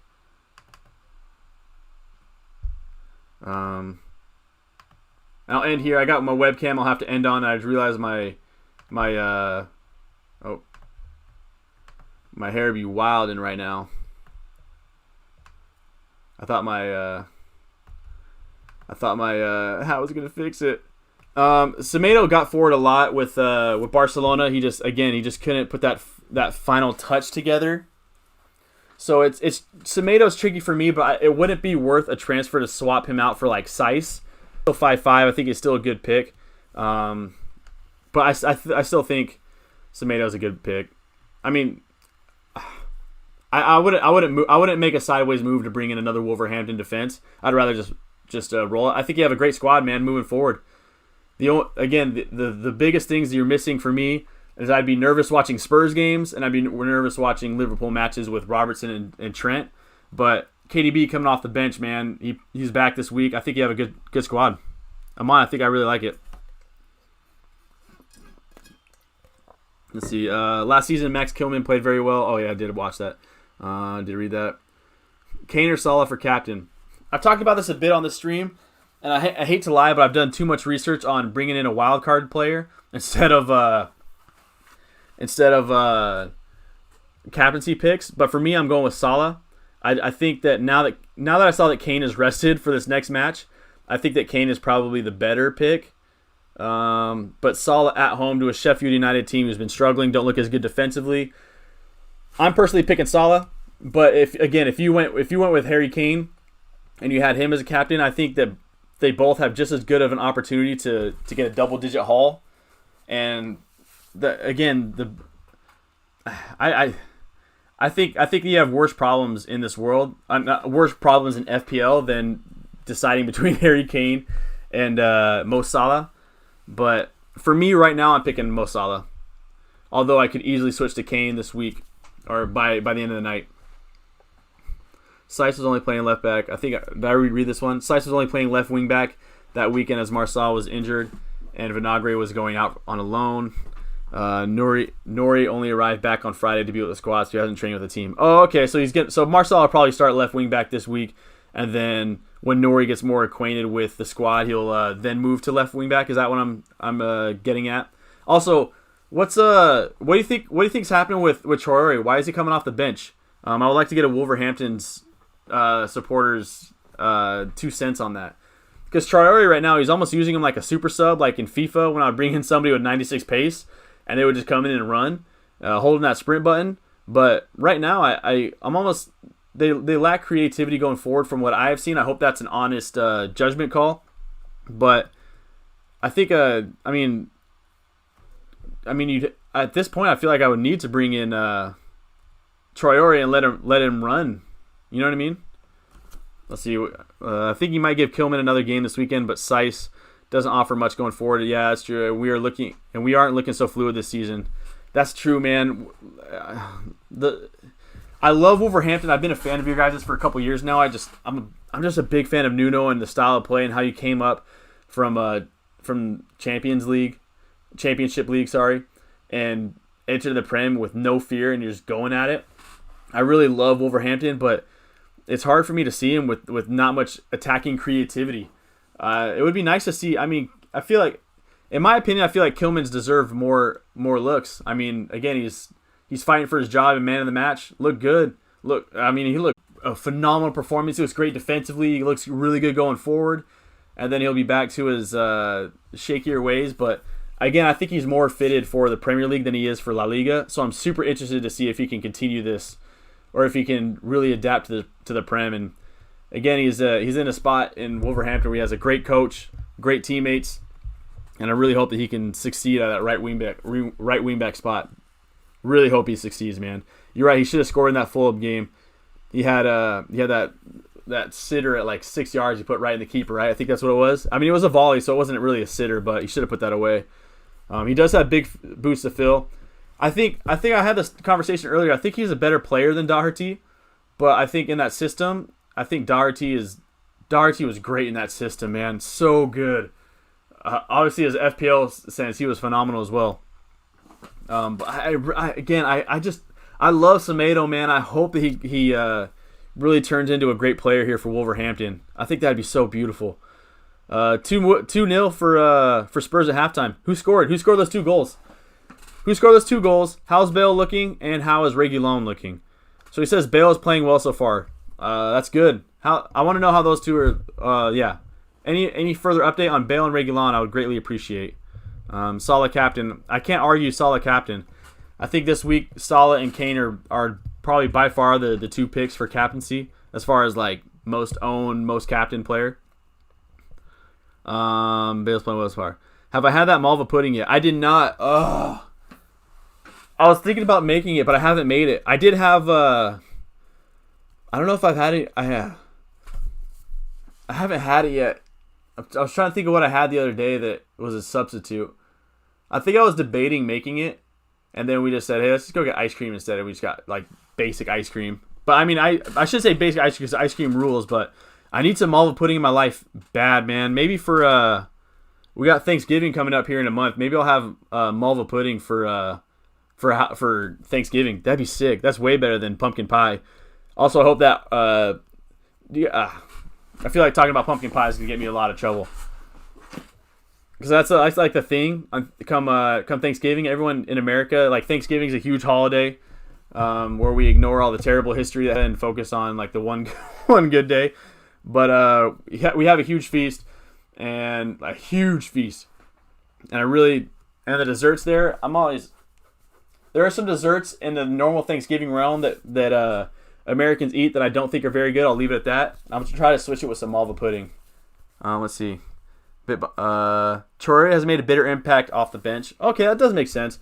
Made a bigger impact off the bench. He's very hit and miss. I think he's a player who misses the crowd as he gets them off their feet and gets them excited. That is a good point. When Traore touches the ball, you're going to feel it as if I was in the stadium and Traore got the ball and he was staring at left back in the eyes, I'm sitting there starting to cheer, man. I'd be hyped. I think he would, he's incredibly entertaining the second he has the ball at his feet. But I mean, you have a good point. I'm gonna look into that when he was seeing him start versus seeing him come off the bench, because there are players who just are better coming up off the bench. I think it's more of, I don't know how often that is in soccer terms, because you do come off the bench and like some players come off like the 70th minute, but here in like NBA or basketball or I guess basketball really be the biggest one, that there are players who they're so good off the bench, but when they start they're not nearly as good. So maybe he's just one of those guys that just is incredible off the bench, and as a starter he's just looks a little lost. Maybe that's what it is. I like Nato. He's one of the reasons that Jota left for me. For me personally, I would have sold Traore if we have gotten a bigger offer. I feel like what's the biggest offer you've gotten for Traore? I feel like he is a big target. Pun intended, I guess, because dude's jacked. I feel like a lot of people want him in their squad. He's proven to be a very dynamic right wing. So what's the biggest offer you've gotten for him? I like Nato a lot too. I like Nato and I like Potence. Obviously I love Jimenez. I think Jimenez is a great player, but I don't know what's been the problem so far this season. What's been so different? Is it your lack of creativity with your fullbacks? I would like to know more. I would like to have a more conversation with Wolverhampton. Side note, I have about 5 more minutes in me before I got to go to work, so we'll wrap this up here pretty soon. Last couple comments, then we'll get out, and then I'll call it a stream, and I'll see you guys on Sunday after the final match. Let's see. Reguilon is playing like Messi, and Bale is quite sharp, and it's OG. An OG. I was thinking an OG about Bale. Own goal and a Lucas Moura goal. Oh, man. You're making it tough because I really like Reguilon, but I really don't want triple Spurs, man. But I think... See, the thing is, I really want Reguilon in my squad instead of Chilwell. Because, again, look at like, Chilwell plays United this week, so I'm not expecting a clean sheet. Or even a attacking return this week. It's more for a future pick. But, man, Spurs have Burnley. Burnley can't score. Brighton struggles scoring. And West Brom can't score to save their life. So that's 3 game weeks in a row that if Reguilon was going to get a clean sheet, it's going to be these 3 game weeks. And he has a great opportunity to get assists in these matches. So Reguilon for Chilwell is screaming my name, man. I'm really considering doing it. But again, it's just the triple Spurs that scares me. I don't want to triple up on Spurs when in 3 weeks I want 2 of them out, you know? That's gonna take a lot. That's gonna be tough for me. I'm gonna have to watch the highlights from this match today. He was hot last season and getting rave reviews, so he could have made big money off of him. It will take some big performances from Adama to get to that level once again. Yeah, that makes sense. Liverpool were linked with him, but he's not sure for how much. Liverpool were linked with him. I think Barca for a quick moment was talking about bringing Traore back because he obviously came up in La Masia.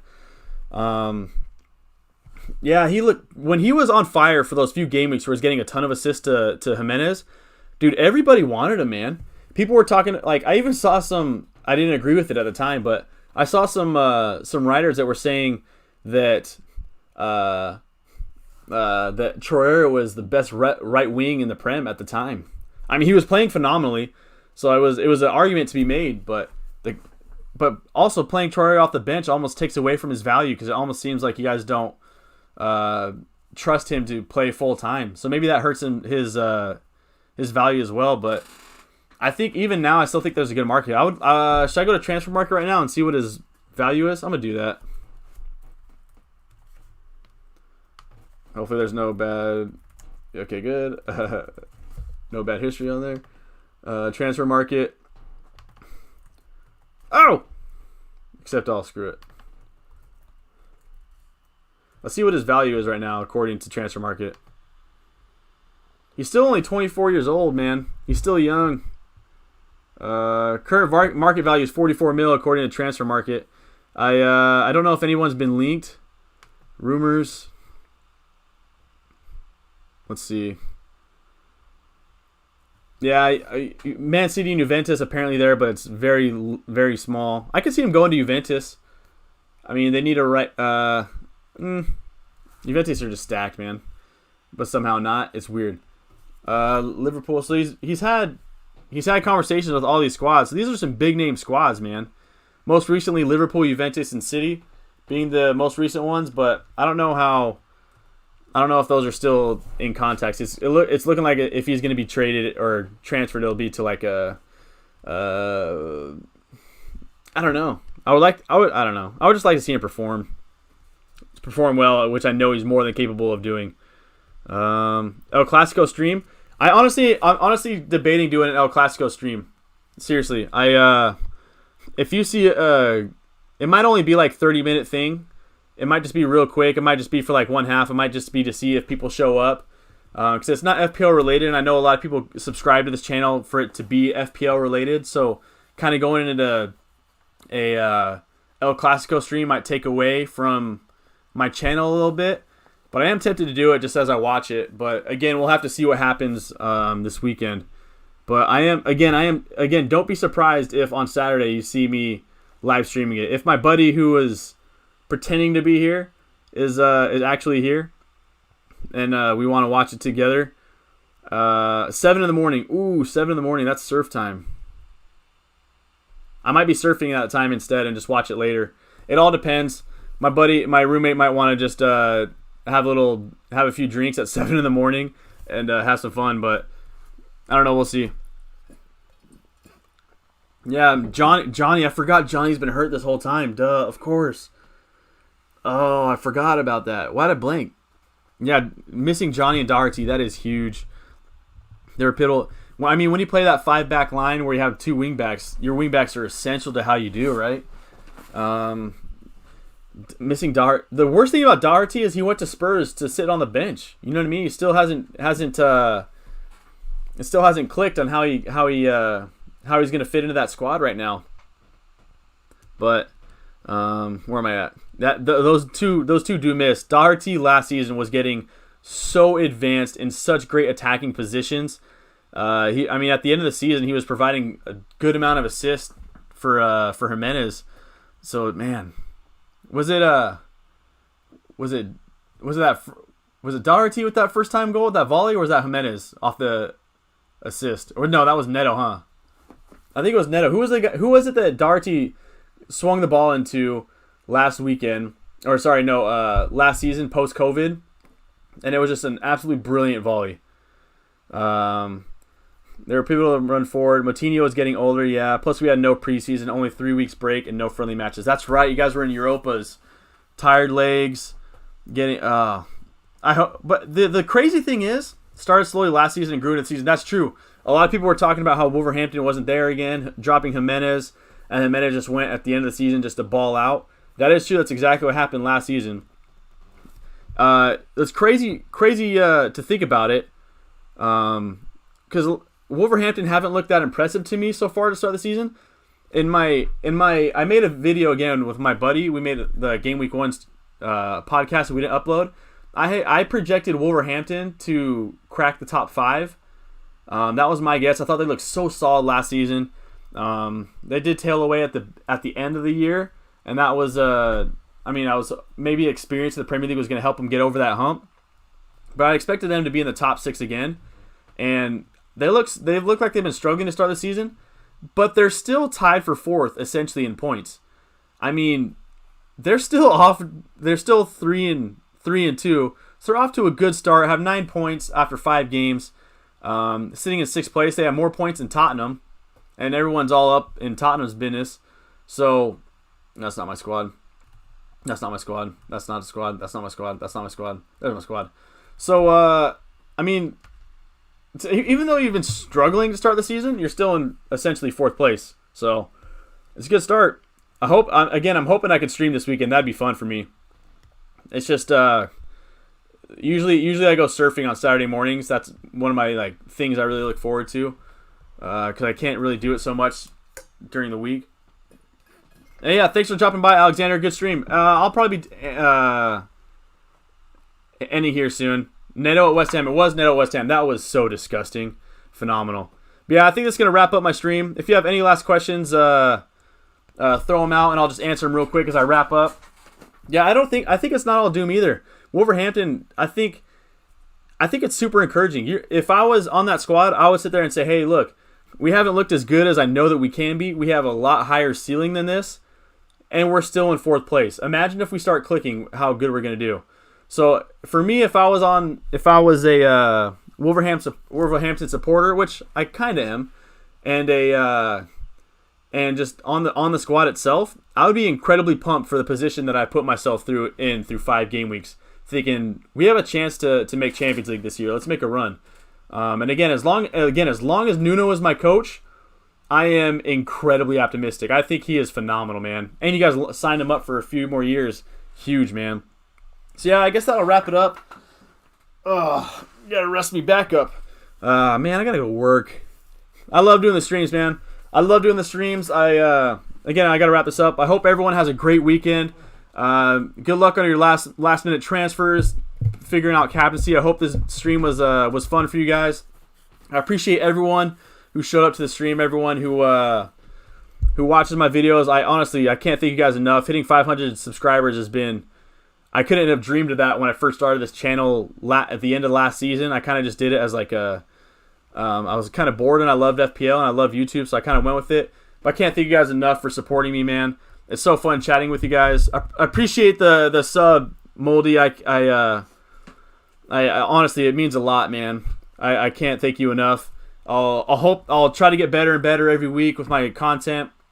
I'll continuously stream. I love streaming. It's so fun talking with you guys, and it helps make FPL 1 enjoyable for me, and 2, it helps come up with decisions and kind of really dive into. Like, I didn't think about bringing in Basuma. I was gonna bring in Romeo, but Basuma might be the better option.